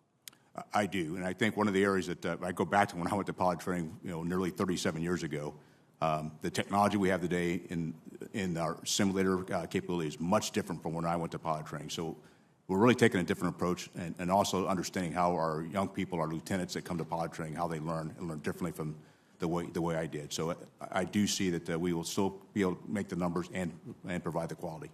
How long has that been in the works? We've been working this process for probably about 3 to 4 years. And it's not budget-driven? It is not budget-driven. Thank you, sir. And thank you all for your service. Thank you, Mr. Chairman. Thank you, Senator Wicker. Senator Hawley, please. Thank you, Mr. Chairman. Thanks to all the witnesses for being here. Mr. Secretary, if we could start with you. Can you tell me, just give me a sense with regard to the budget, what specifically does this budget request do to increase the Air Force's ability to deter a Chinese fait accompli situation in Taiwan in the next several years? Senator, I think it provides a number of capabilities that will effectively do that. It sustains the current force to a level which supports combatant commanders. It's acquiring systems like the F-35, though not quite at the numbers we would have originally intended, as well as transforming some other elements of the force structure with increased capabilities. Some of the capabilities that I mentioned in my opening statement, however, will be longer. It will take longer to get them than the next few years. So there is a period of risk there. Well, that you're hinting at what my concern is here, which is that you appear to be cutting capabilities that we could use to deter China in the near term in favor of making investments, which I support for the long term. But of course, that sets us up with a scenario where, when we're in this potential danger zone between now and say 2030, as Chinese capability ramps up, we want to be sure that we can deter and deny in that window as well. I'm concerned that this budget may not have us on track to do that. Do you want to just respond to that? Allay my concern. I don't think any potential adversary should underestimate the United States' military capability. We have the most powerful military in the world by a wide margin. And anyone who wants to challenge us should recognize that and realize that we're prepared. It's a very ready military as well. It has global responsibilities, and because of that, it's fairly large, but it can swing those capabilities from one theater to another fairly quickly. So any potential adversary, I think, should be given great pause when it looks at possibly taking on the United States at any point in time. Now, the risk is increasing over time because our adversaries, potential adversaries, China, the one I'm concerned about the most, is fielding increased capability over time. So we have to respond to that. And we're making marginal changes in the near term in order to have greater capability in the longer term. Let me ask you specifically about Pacific Air Force's PACAF. This would be the point of the spear for the Air Force, is the point of the spear for the Air Force in the Pacific. Were all of the posture requirements identified by PACAF for this fiscal year 23, this budget cycle, were they funded in the budget request? We don't fund posture requirements per se. We fund organizations that then are used to provide forces to combatant commanders. There's a constant dialogue, and General Brown was very involved in this, about what portions of our force are forward and how, as we modernize, we take forces out and replace them. So there have been discussions about what forces to keep forward, and as we retire certain aircraft, what should be, changed in terms of forward posture. And that's a continuing dialogue that really happens in the context of the Joint Staff and under the Secretary of Defense's direction. General Brown, do you want to comment about that a little bit more? Sure. So, part of that dialogue is not only with PACAF, but also with in this case, Indo-PACOM, with Admiral Aquilino on his requirements, and to balance that between all of our global commitments to be able to not only support Indo-PACOM, but also the other combatant commands, and EUCOM is one of those today that you see. So there is a constant dialogue about how we base, how we posture, and how we and actually train our airmen as well to handle really all the threats that we think we might face. So are you telling me, Mr. Secretary, that there are no unfunded requests from PACAF? They got everything they wanted? I'm not aware of their request. Any unfunded requests from PACAF. They may have them, but I'm just not aware of them. Okay, great. Could you take that for the record for me? If there are unfunded requests, would you provide those to me? Certainly. Thank you. Let's talk about long-range anti-ship missiles, if we could. If we were to be in a kinetic situation with China, fight with China, we'd burn through LRASMs pretty quickly, wouldn't we? That'd be speculating. We are acquiring some LRASM for the Air Force in our budget, and we probably will be doing more as we go forward. Yeah, here's my concern. Last year, you requested 0 LRASMs. This year, it's 28. Mm-hmm. Combined with the 60 LRASMs requested by the Navy for FY23, that means we're only buying 88 total LRASMs in this budget year. I mean, can our industrial base not produce more than 88?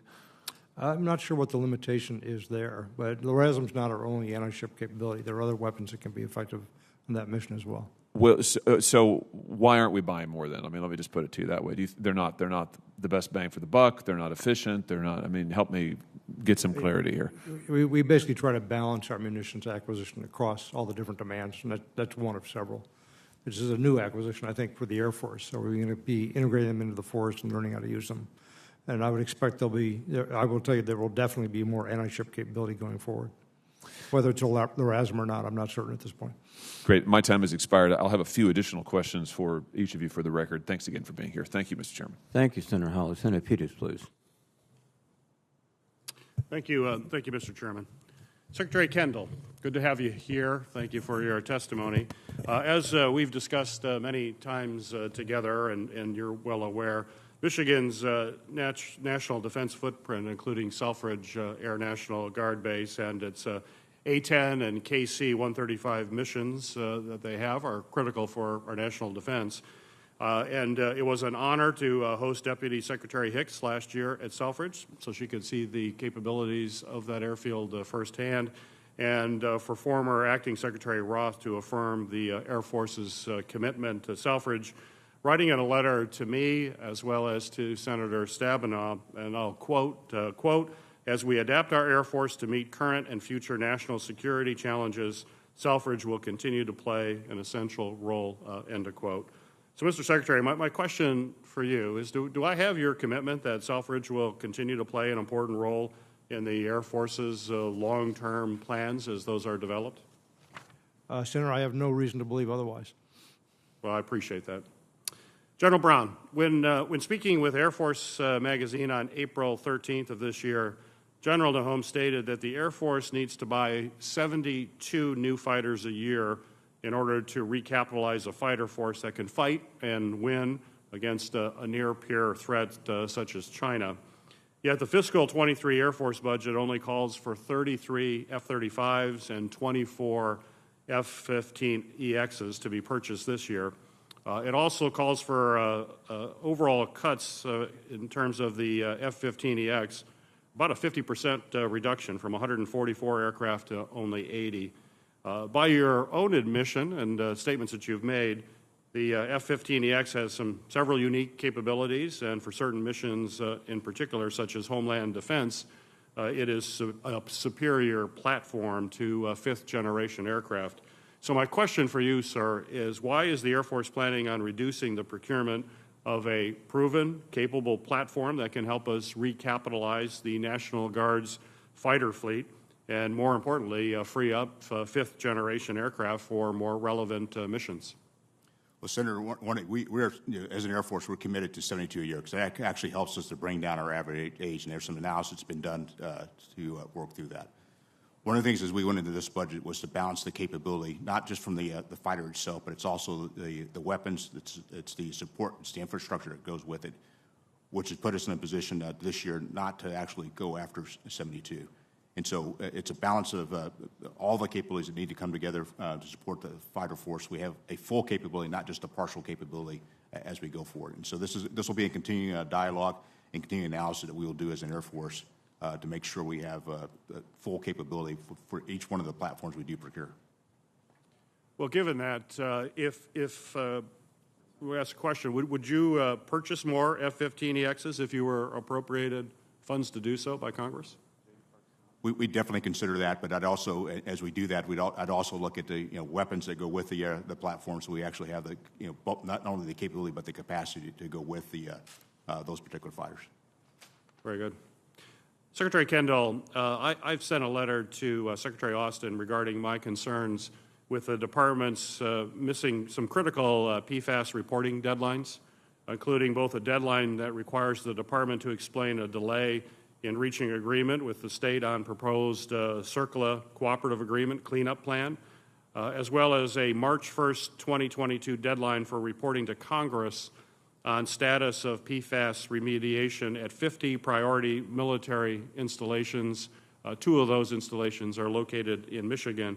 PFAS remediation remains a high priority for all Michiganders, including myself. And my question for you, Mr. Secretary, is what are your PFAS-related priorities? And just given the sheer scale of the contamination challenge that we face right now, how will you use your limited budgetary resources in the most effective way to deal with this problem? PFAS is a well-recognized and national problem, of course. And the Air Force, because of its use of it in firefighting and training over the years, has obviously been a big source of that getting into the environment. We're working through the circle process, and I think we're at doing assessments generally now. We're well into that and finishing that. What we're all waiting for, of course, is for an EPA standard that'll help us understand what the remediation requirements are going to be, and then we'll be able to move forward on remediation as well. Thank you, and I appreciate your focus on this the very important issue. Thank you, Mr. Chairman. Thank you, Senator Peters. I'm going to recognize Senator Sullivan. We have a confidential session, closed session afterwards, so if we can restrict our questions to 5 minutes, I'd appreciate it. Thank you. Thank you, Mr. Chairman. And gentlemen, good to see you. I want to begin by thanking you for your service to our country, which has been exceptional from all three of you. I also want to compliment the Air Force in a big way. General, you know, General Brown, Mr. Secretary, the F-35 bed down at Eielson started on April 20th. Pretty difficult time, if we all remember April 2020. And I'm sure you've heard the last F-35 of the two squadrons is arrived. So on time, on budget during the biggest pandemic in 100 years. It's remarkable work by the Air Force. I don't even know how you did that. So thank you. As you know, that now provides Alaska with over 100 fifth-gen fighters.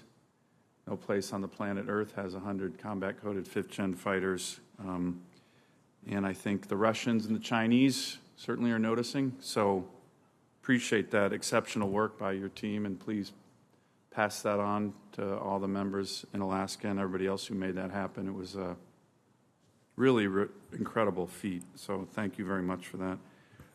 Secretary Kendall, and for both generals, I've been disappointed, to be honest, by the budget submitted by the President. Last year, he put forward a budget that was real defense cuts. Secretary Austin, Chairman Milley testified a couple weeks ago saying this was the biggest threat situation globally they've seen in 50 years, and yet the budget is a 4% cut, 4% increase, 8% inflation is a inflation-adjusted 4% cut to the department. Are you supportive of that kind of cut, Mr. Secretary? I don't believe we've made a cut. I think we had a significant increase, at least in the Air Force and Space Force budgets. Overall, I'm talking. Overall, we're 11% above the 22 request. We're 6%, I believe, above the 22 enactment. No, I asked for the overall DOD budget. It's a 4% cut by any measure. I'm not sure how you're doing your math, Senator. I don't. Well, I'll do my math right now. 4% increase from last year, which we boosted because the President put forward a weak defense budget. We increased it here in the Armed Services Committee. 8% inflation is actually 8.5%. That's pretty simple math, Mr. Secretary. That's a 4.5% real inflation-adjusted cut to the Department of Defense. Maybe you can just wave off, say you're in charge of the Air Force, but you support that? That's a cut. We're prepared to work with the Congress on inflation. Okay. We know that inflation's uncertain right now for 23. Well, look, I know that a number of our uniform members don't support this, but have to because the President's Commander-in-Chief, and I understand that. I actually respect that. But we don't have to support the President's budget. We didn't last year, and I doubt we'll do it this year in this committee. Let me ask, Mr. Secretary, with regard to the Joint Pacific-Alaska Range Complex, JPARC, I've been briefed on the need for the Joint Range Operations Center, the JROC, as a necessary item to integrate highly classified systems on 4th, 5th, and 6th gen aircraft, simulating combat against peer adversaries. A number of folks have seen that as very important. Should we expect to see this as a priority in the Air Force's budget, both the JPARC upgrades and the JROC that will enable us to not only operationalize the training there, but to make it have implications for real-world contingencies. When I went to Northern Edge last year with Admiral Aquilino, this was a topic that was on everybody's mind. I know you and I have talked about it. General Brown, I'd welcome your view on this as well. J Park is obviously of great importance to us. It's one of our premier ranges. It's critical for us to be able to train the way we need to train. I don't have information for you now. I'll have to take it for the record on the specific facility that you asked about. The J-Rock. General, do you have a view on that? Yeah, so J Park is one of our two key ranges. The other ones there, the Nellis Test and Training Range, and J Park is the second. And as we look at our range complex across the Air Force, those are the two primary ones that we want to upgrade. And I'll have to look into the details on the J-Rock, but knowing you got to have that capability in order to actually be able to operate and train like we need to for a increasing threat. Great. Thank you. Thank you, Mr. Chairman. Thank you, Senator Sullivan. Senator King, please. I'll have several questions in the classified session, but a couple of questions. First, Mr. Secretary, it's good to see you again. Thank you. Congratulations. How are we doing on the sustainment cost of the F-35? Are we making progress? Is that a black hole, or is it something that we have an opportunity to fix? I wanted to ask them about. Senator, I think there's still opportunity there. We have worked that hard over the years. I think the sustainment costs of the F-35 are roughly comparable to, say, the F-15. So they're not dramatically out of line, but that doesn't mean we can't work harder to get them down. We are modernizing the ALICE system for a number of reasons, part of it operational, partly to reduce costs.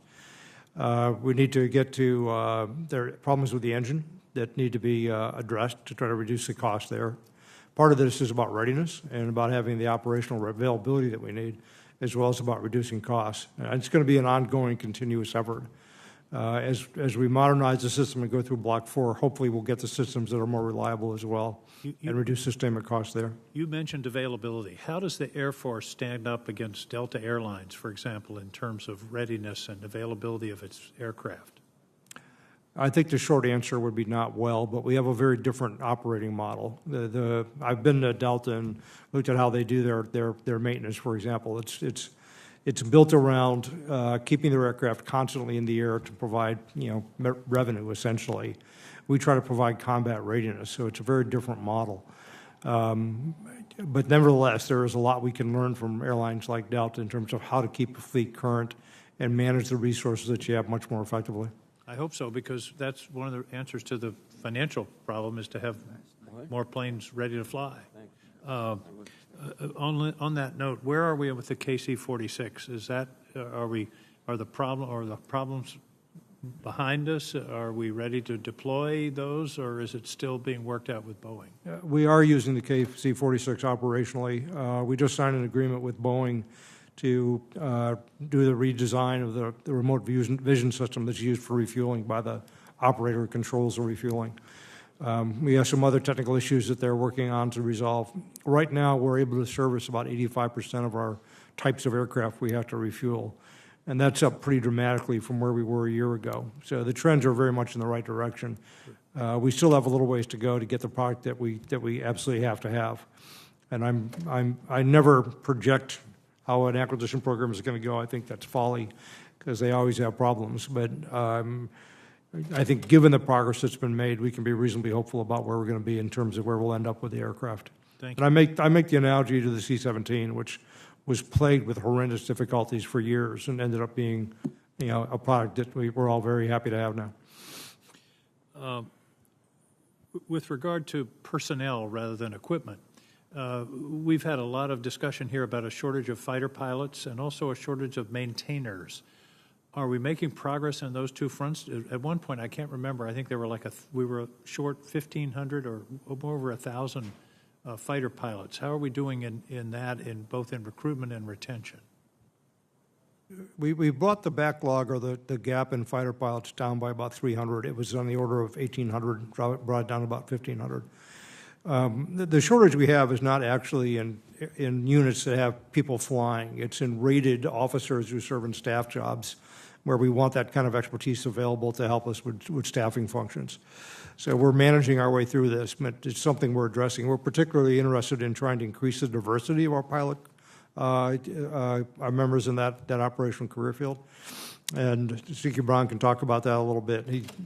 We have not made the progress we would like to have made in that area. So we're doing a lot to reach out to communities that we'd like to be able to draw from. And we're trying a number of initiatives to open up the opportunities to serve in aviation, to become a pilot, to be in the Air Force, to groups that might not have that expectation. And that's starting to bear some fruit, I hope. On the maintenance side, I'm not aware of any critical shortfalls there. But let me ask General Brown to comment on that. The only thing I would add to that, Senator, on the maintenance piece is that our maintainers that are actually operating the systems we have today, the same maintainers that we're going to actually have to transition to are the capabilities we're going to procure. And so as we maintain some capability, if we maintain it too long, then we can't actually man and maintain the aircraft that are coming off the production line and coming into our unit. So there's a balance to how we make that transition. Thank you. I've got just a few seconds left. General Raymond, you're doing well on recruitment, I trust. How are you this year's Air Force Academy graduates? Do they want to join the Space Force? 100, sir, we're going to commission 101 here in another few weeks into the Space Force. Recruiting is going very well. Thank you. Final point, congratulations, Mr. Secretary, on the emphasis on R&D. Wars are generally won on new technology, and I think you're putting the money exactly where it needs to be. I want to commend you on that budget priority. Thank you. Thank you, gentlemen. Thank you, Mr. Chairman. Thank you, Senator King. Senator Blackburn, please. Thank you, Mr. Chairman, and thank you all so much for your service to our nation and for your time. And General Brown, thank you for your time last week on the phone. I appreciated the conversation about hypersonics and AEDC and that importance to us in Tennessee. We talked some about Aero, and so Secretary Kendall, I want to come to you on that because the reports indicate, recent reports indicate that you're looking to move that funding away from Aero and the hypersonics, and you're looking to pivot to R&D. So if you would talk about the implications of this decision and moving away from Aero, what that is going to mean to how you use those funds, where they're going to go, critical infrastructure, and how can Congress support the R&D that is necessary for Aero and hypersonics? Senator, we fully funded Aero for research and development, for the development of the program in the 23 budget. We have not funded procurement yet, and Aero, as I think you know, has had a series of test failures. As much as we're encouraged to have failures, we have to have success before we can move forward to production. There are, I think, two tests that are planned over the next several months that will give us a better indication of where we are in the program, and then we'll look at it again as we build 24. Let's talk about that, because General Brown and I talked a little bit about how we become less risk-averse, because there's got to be a way to do this, especially when you look at the Communist Chinese and the amount of emphasis that they are putting on hypersonics, what you see happening in North Korea with hypersonics. And there has to be a way that the Air Force says we're accepting failures because we learn from failures, and maybe even looking at this as there is no such thing as a failed test, because we have to be learning and become competitive. Yeah, it's well understood in engineering that the tests are ways to learn about your product and find problems and fix them. Eventually, though, you do have to get to successful performance in order to go ahead and field. The best place to have failures and to tolerate them is in the early stages of technology maturation, when you're doing experimental prototyping to demonstrate whether or not something can actually be done at all. Once you're committed to a product that you want to take to production, you have a different... We understand that. But what we are concerned about is falling behind. I agree. And there has to be a balance brought to this where you're doing the appropriate R&D. AEDC is the place for doing much of this R&D and testing, which we have to be committed to that testing phase so we can get to procurement and deployment. and those necessary components. But it also means that we have to invest in infrastructure and maintenance so that we have the ability to do that. And I hope you will commit to visiting AEDC with me. I think I've made that commitment before, and I will do so, Senator. Well, that sounds good. General Raymond, I want to move to Space National Guard. There is quite a bit of interest in this. Some of us have legislation that would move forward with establishing a Space National Guard. And, of course, we have wanted to do this. We've asked several times for reports, is the best way to say it, on the value and the feasibility of establishing a Space National Guard, but we haven't received reports. So what can you tell me about where that is in the process? When the law was established a Space Force, or passed to establish a Space Force, Congress directed us to do a study. And we've done those studies. And the number one legislative proposal that we have this year is to take the reserve forces and active and push them together in one. It's a legislative lift, but we want to work with the committee to do that. On the Guard side, we've been operating with the Guard for 25 years. Okay, in my time left then, what is the most effective and efficient way to make certain we have a Space Force National Guard? There's several ways you can do it. There's 3 ways. You can have a separate Best way. Best way is one of 2. Either have a separate Space National Guard or take the capabilities from the Guard and move them into this one component. Thank you. Thank you, Mr. Chairman. Thank you, Senator Blackburn. Senator Kelly, please. Thank you, Mr. Chairman. Mr. Secretary, as you know, any modern air combat requires substantial jamming capability and suppression of enemy air defenses. I personally benefited from that in the first Gulf War, often, flying with prowlers right behind me shooting anti-radiation missiles. And as you know, currently the Air Force is transitioning from EC-130H aircraft to EC-37B for the Compass Call mission. The last of the 14 remaining EC-130s are supposed to retire in early 2026. And currently, the Air Force has only funded 6 of the 10 replacement aircraft. So, while I was really pleased to see an additional 4 Compass Call EC-37Bs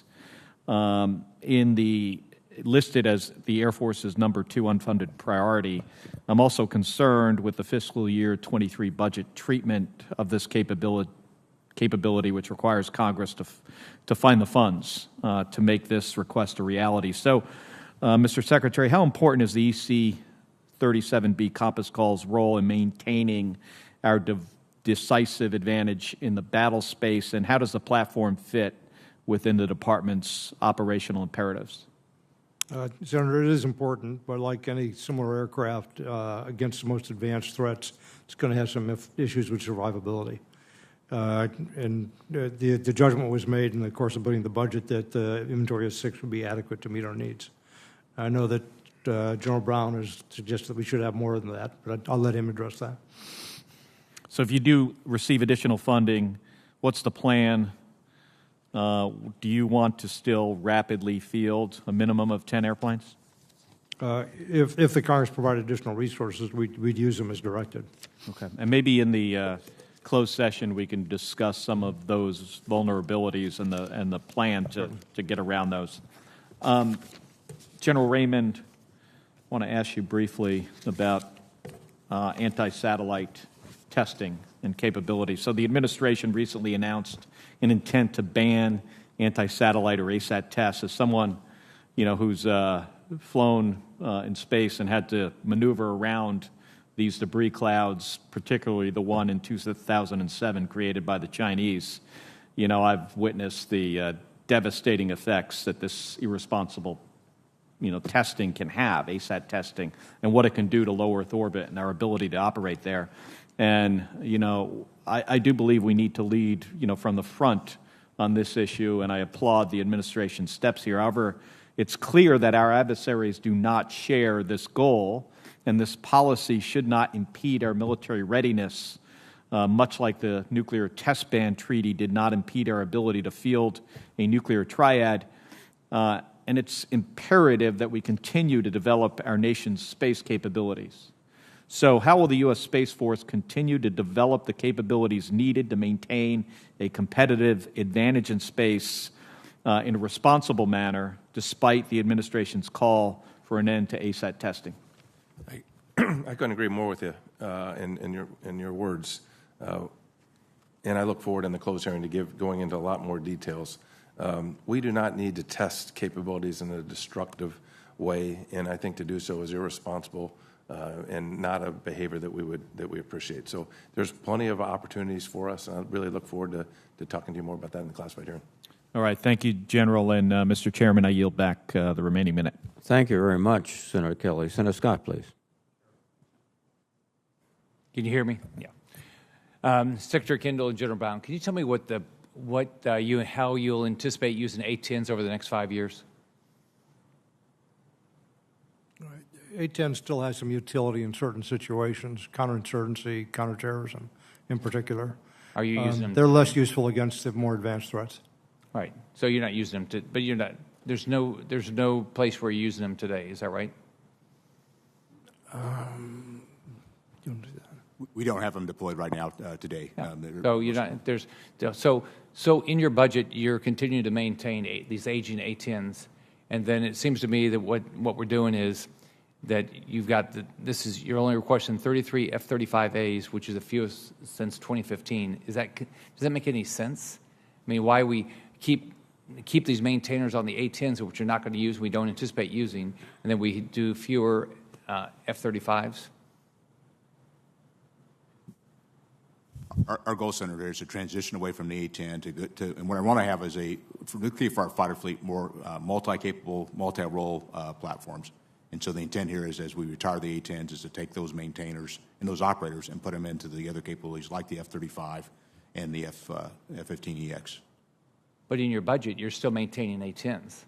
I mean, we don't have unlimited dollars, right? So it just doesn't seem logical that we're continuing to maintain A-10s, and then you have less money to get F-35s. And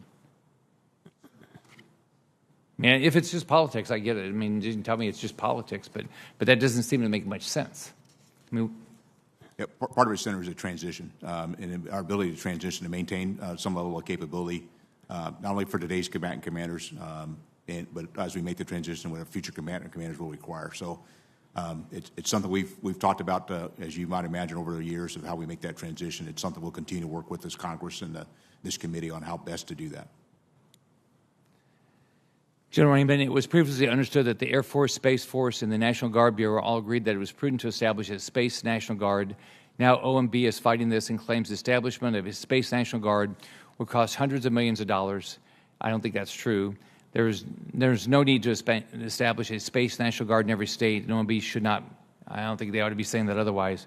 It seems to me that we only need about 17 units across 7 states. So what do you think that makes sense, or? So we've been operating with Guard for 25 years. They're in 8 states and 1 territory. We have 839 guardsmen that perform space missions, and those are critical folks today, operating critical capabilities for us today. Okay. So in your opinion, it would be more cost-effective and operationally efficient if we established a Space National Guard? There's several ways you can do this. There's several options. There's several courses of action. You can establish a Space National Guard.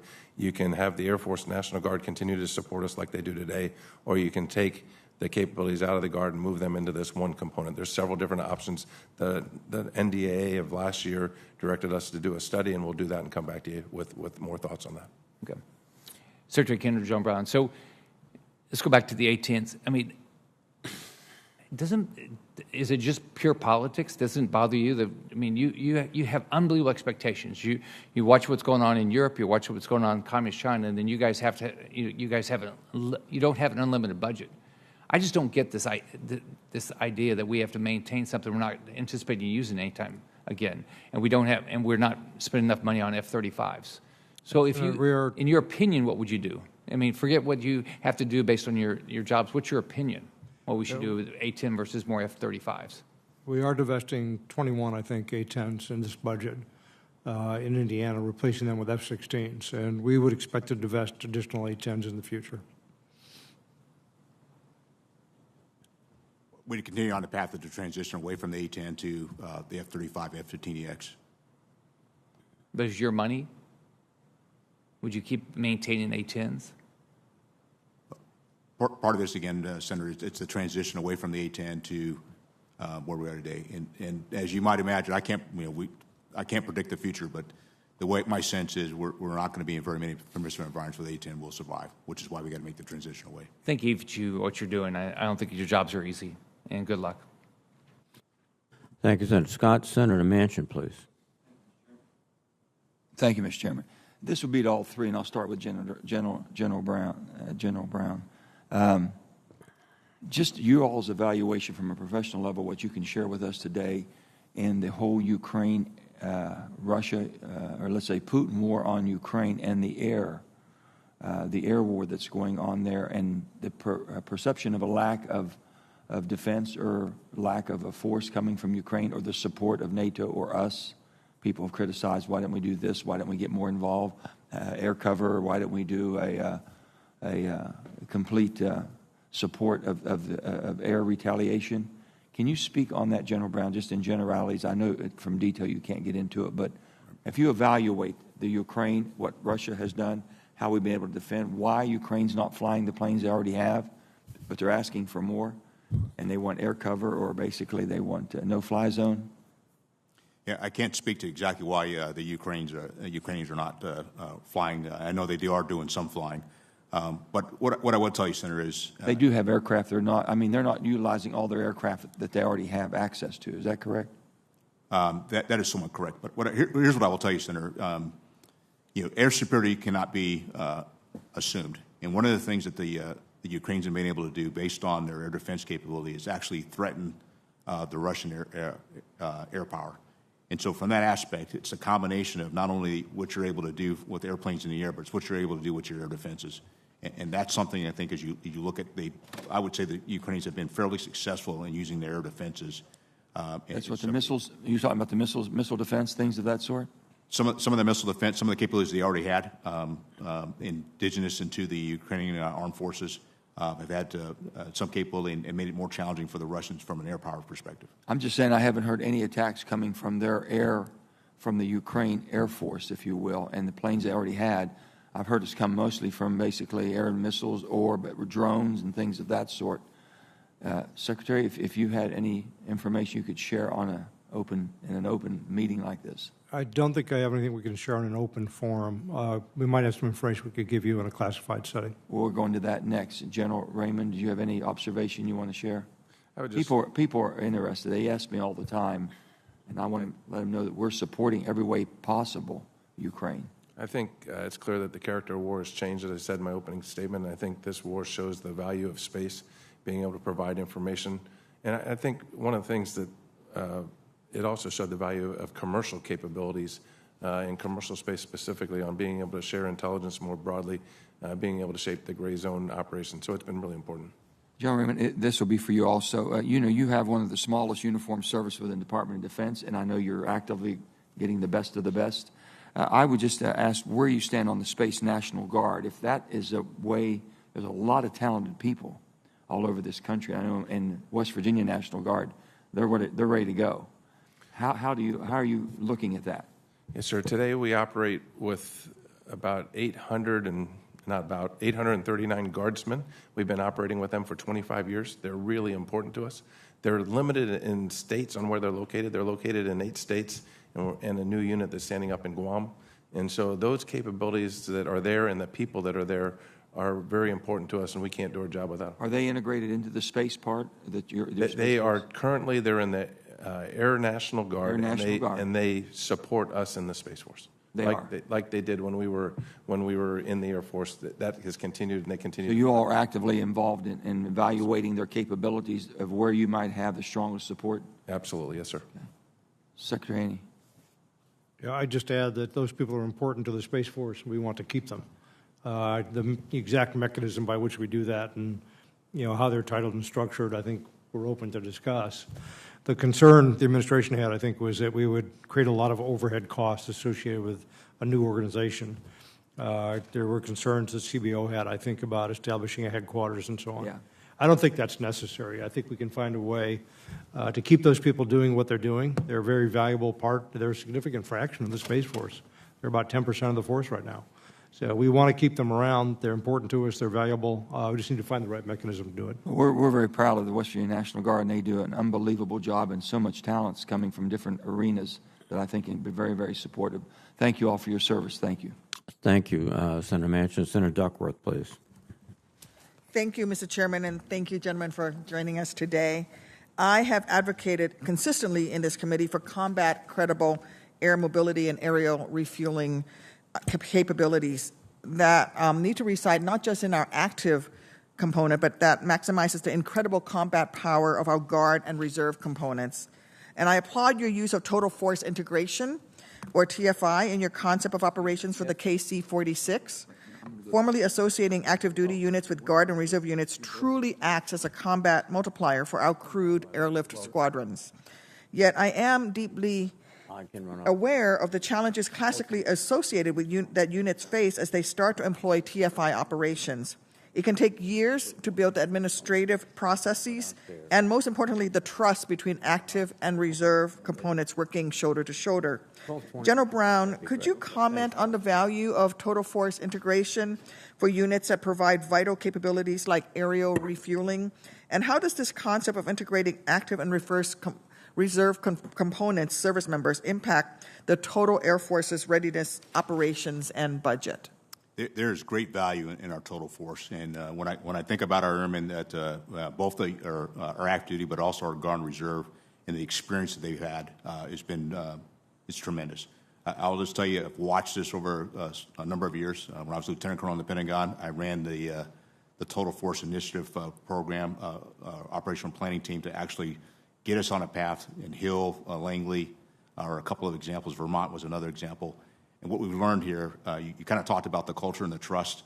We've come a long way in the past, I'd say it's probably been about 17 years when that occurred. So great value in the ability to work very closely with our Guard and Reserve. And it gets to a point where you almost can't tell the difference when we all go out and deploy and operate together. And that's the real benefit of the total force. Thank you, General. I'm proud of the excellent track record of successful total force integration operations at the 126th Air Refueling Wing out of Scott Air Force Base in Illinois.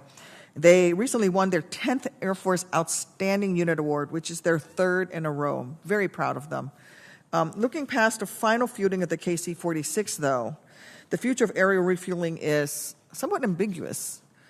We agree that the future concept of aerial refueling may look vastly different from today, and I appreciate that developing this concept of operations and the technology to enable it will take time and investment from both government and industry. And it is imperative that we are transparent in our industrial base and suppliers as to our plans. This transparency builds the trust needed to achieve our future combat capabilities and ensure that we are not left with a critical capability gap. Secretary Kendall, how are you working with our defense industrial base to provide transparency on the KCY commercial derivative tanker plans? And when do you intend to start identifying requirements for the future KC-Z tanker to ensure that the Air Force stays on track to replace our aging KC-135 fleet by the mid-2050s with the fully capable tankers required to meet the needs of U.S. Transcom and the other combatant commanders? That's a great question, Senator Duckworth. Our plan for the tanker fleet is evolving over time, and we're having to react to what the threat's doing. At one time, we had a plan for the KC-46 to be followed by KCY, is what we call a bridge tanker, to a future KC-Z, which hadn't really been defined. As we look at the requirements, and I've tried to be very direct about this, it doesn't look as necessary or as cost-effective as it once did to introduce another aircraft as KCY. So we're not sure what we're going to do about that yet. We haven't finished analyzing the requirements, but if the needle is over here at competition, it's moved back towards not necessarily having competition part of the way anyway. As far as KCZ is concerned, what we do for really a next generation, I think that's going to be threat-driven. And what I'm seeing happening with the threats is that they're trying to find creative ways to reach out further and engage our tankers at ranges at which they would once have been secure. and that's going to be a very big problem for us. We have to rethink how we support our forward tactical aircraft in particular, and what the tanker of the future looks like in a much broader sense. So that work is really just getting underway. Thank you, Mr. Secretary. As we aggressively modernize our forces, we expect the services to achieve a delicate balance between funding new acquisition programs and the maintenance programs necessary to maintain today's fleet. And across the DoD, some programs offices are using FAA-certified used and refurbished parts and engines, known as used serviceable materials, into their supply chains. When implemented, this practice has demonstrated significant cost savings potential and increased availability of parts.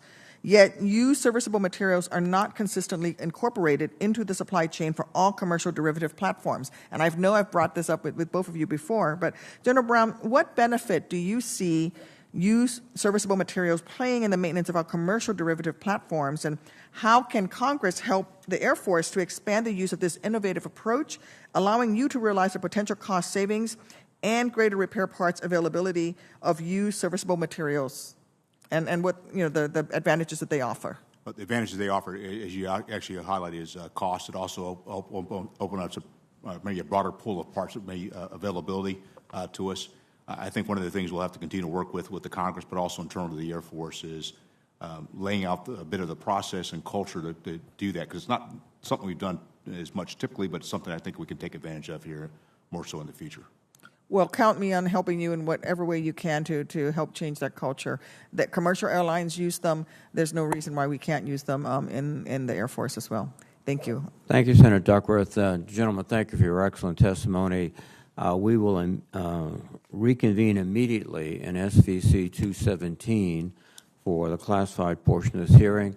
And with that, I will adjourn the open portion of the hearing.